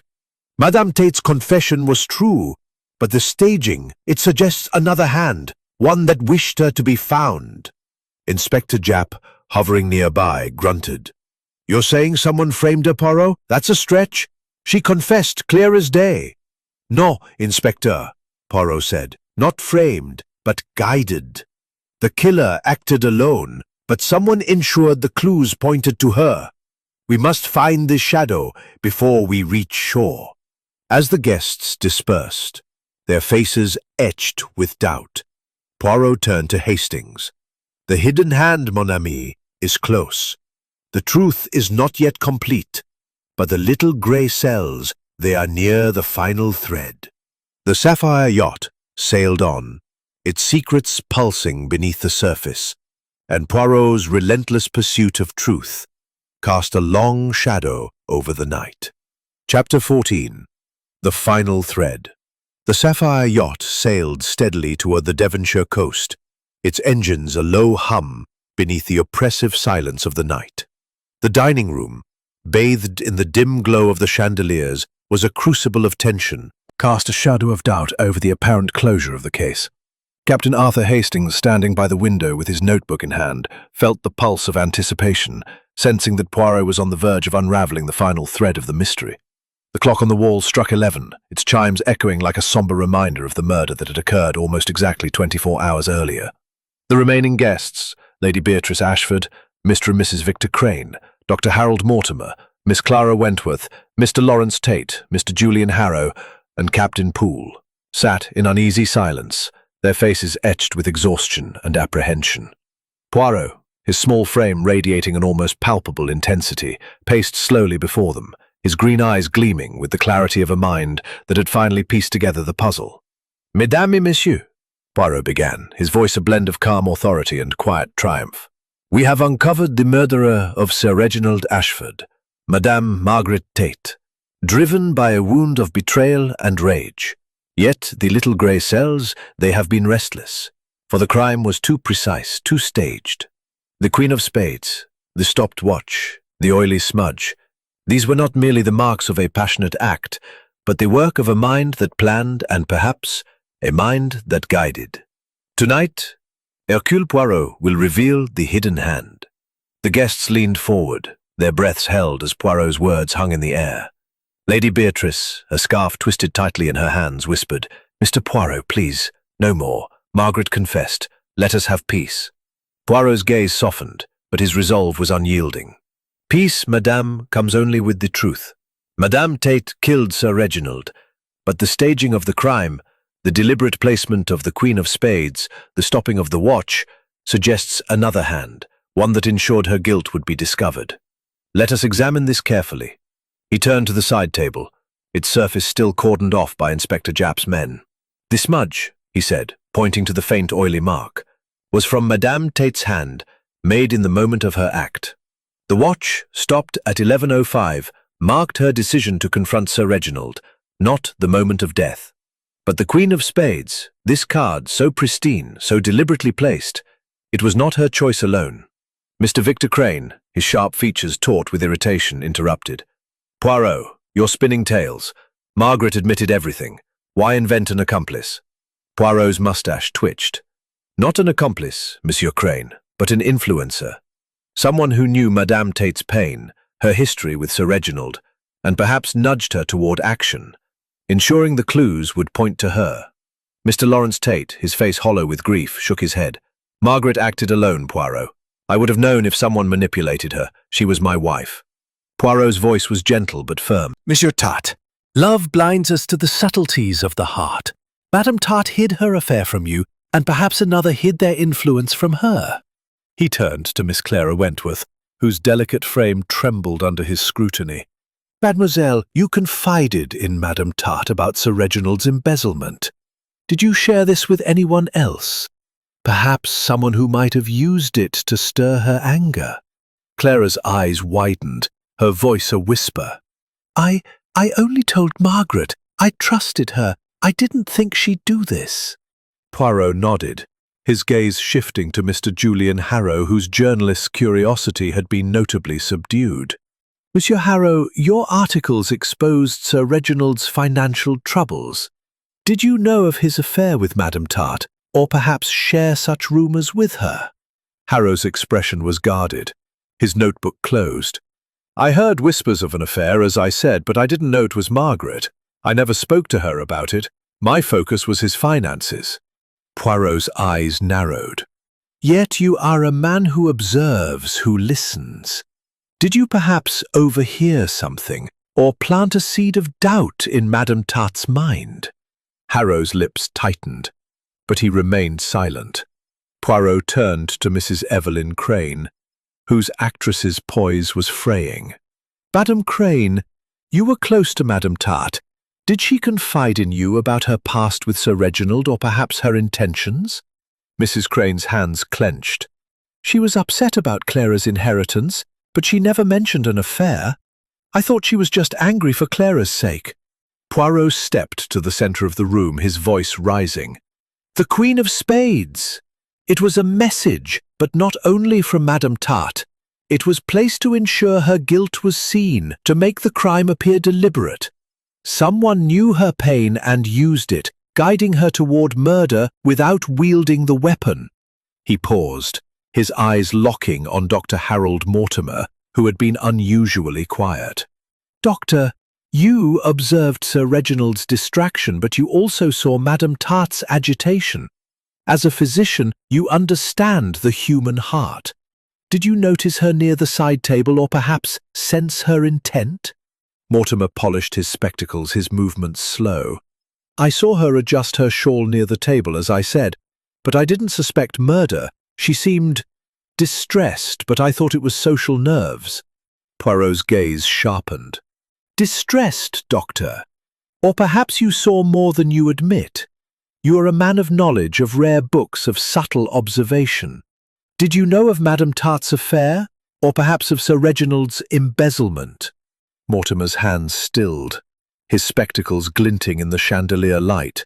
I heard rumours of an affair years ago, but I didn't know it was Margaret. As for the embezzlement, You knew Madame Tate's pain, and you knew Sir Reginald's crimes. Did you perhaps whisper to her, stir her anger, knowing it would lead to this?" The room fell silent, the guest's eyes fixed on Mortimer. His face paled, his spectacles slipping down his nose. "Mr. Poirot, that's absurd. I'm a physician, not a manipulator. I had no reason to harm Sir Reginald." Poirot stepped closer, his voice low but piercing. "No, doctor, but you had reason to see him punished. Sir Reginald borrowed heavily from you, did he not? For his failing ventures he turned to you, a discreet lender. When you learned of his embezzlement, you saw a chance to use Madame Tate's rage, ensuring she would act and you would remain unseen." Mortimer's hands trembled, his voice rising. "That's a lie! I lent him money, yes, but I didn't push Margaret to kill him." Poirot's eyes gleamed. "Yet you placed the Queen of Spades, Doctor, after the murder, to ensure her guilt was clear. Your hands, they are clean, but not of oil. You used a cloth, perhaps, to avoid the smudge, but your knowledge of her pain guided her hand." Mortimer collapsed into his chair, his face ashen. I only suggested she confront him. I didn't know she'd kill him. The card, I placed it to make it clear, to protect Clara." Inspector Japp stepped forward, his voice grim. "Dr. Mortimer, you'll need to come with us for further questioning." As the Coast Guard escorted Mortimer away, Poirot turned to Hastings. The hidden hand, mon ami, was subtle, but the little grey cells, they see all. The truth is now complete. The Sapphire yacht sailed on, its secrets finally laid bare, as Poirot's genius illuminated the darkest corners of human motive. Chapter 15. The Departure. The Sapphire yacht neared the Devonshire coast as the first light of dawn broke over the horizon, casting a pale glow across the English Channel. The yacht, once a symbol of opulence and revelry, now bore the weight of tragedy, its polished decks and elegant interiors forever marked by the murder of Sir Reginald Ashford. The dining room, where Hercule Poirot had unravelled the intricate web of deceit, was quiet now. Its chandeliers dimmed, the guests dispersed to their cabins under the watchful eyes of the Coast Guard. Mrs. Margaret Tate, the confessed murderer, and Dr. Harold Mortimer, her subtle instigator, were secured below, awaiting justice on shore. Captain Arthur Hastings stood on the deck, his notebook tucked away, reflecting on the case that had tested even Poirot's genius. Poirot, his small figure impeccable in his overcoat, joined Hastings at the railing, his green eyes fixed. Solved puzzle, tempered by the melancholy of human frailty. "Mon ami," Poirot said, his voice soft against the morning breeze. "The case of the Sapphire yacht is complete. The truth, it has been laid bare, and justice, it will follow. Yet the heart, it leaves its echoes, does it not?" Hastings nodded, his thoughts heavy with the events of the past 2 days. "It's a grim business, Poirot.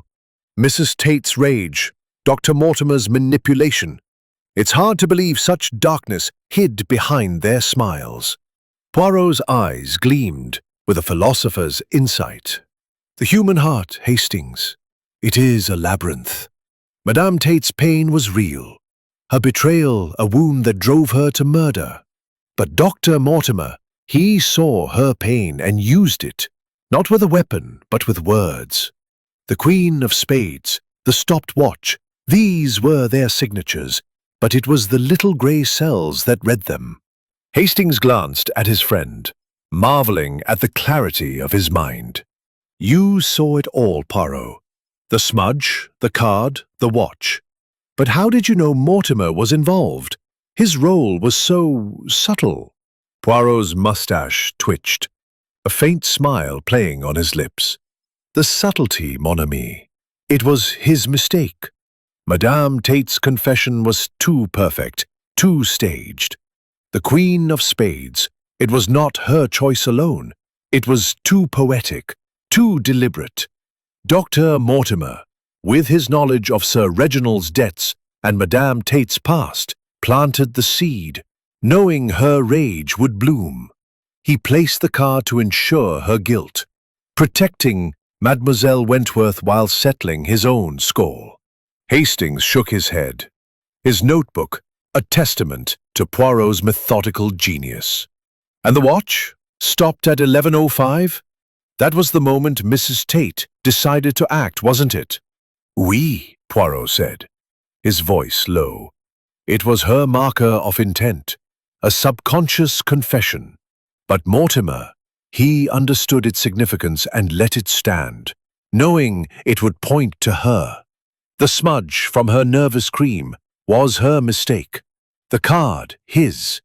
Together they betrayed the truth. The yacht's engine slowed as the coast drew near, the lights of Dartmouth twinkling in the distance.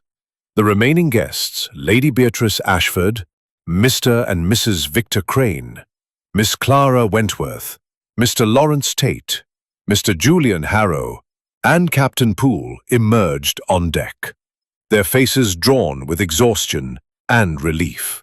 Lady Beatrice, her scarf draped loosely, approached Poirot, her voice trembling.